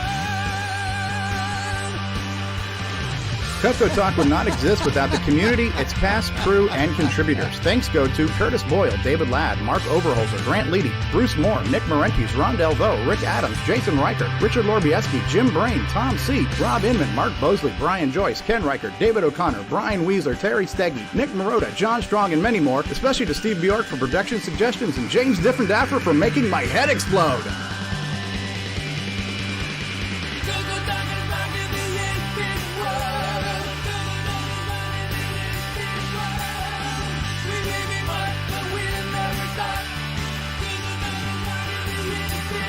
Please help support the CoCo community by visiting some of its various contributors. A list of resources is available at imacoconut.com. That's IMACOCONUT.com. The CoCoTALK theme song is copyright 2008 by D. Bruce Moore and Greg Sheeler. Mixed, mastered, and produced by D. Bruce Moore.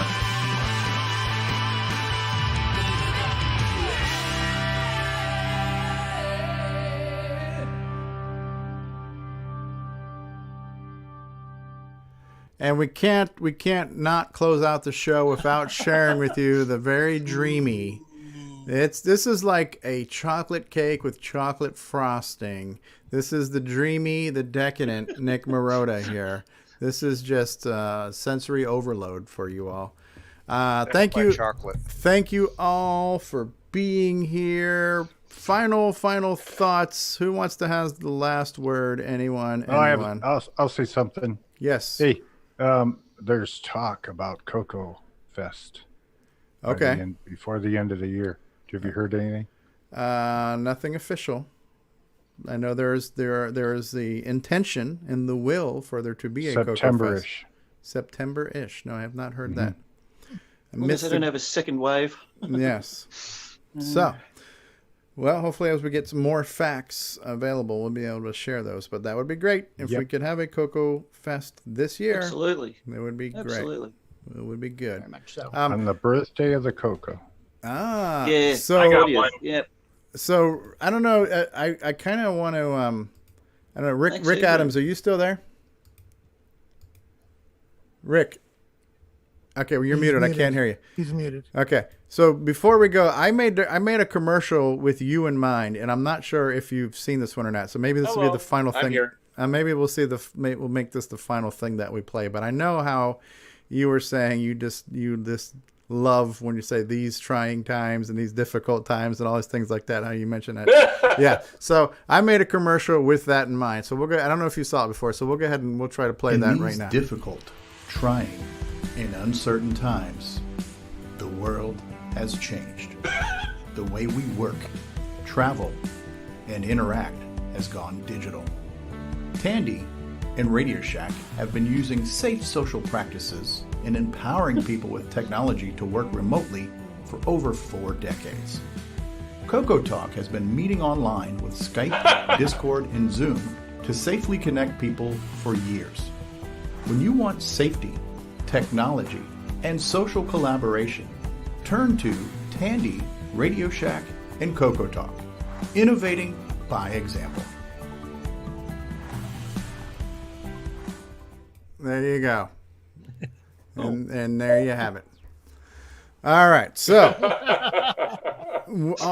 on that note, we are going to press the button. Matter of fact, I'm not even sure anybody else saw that.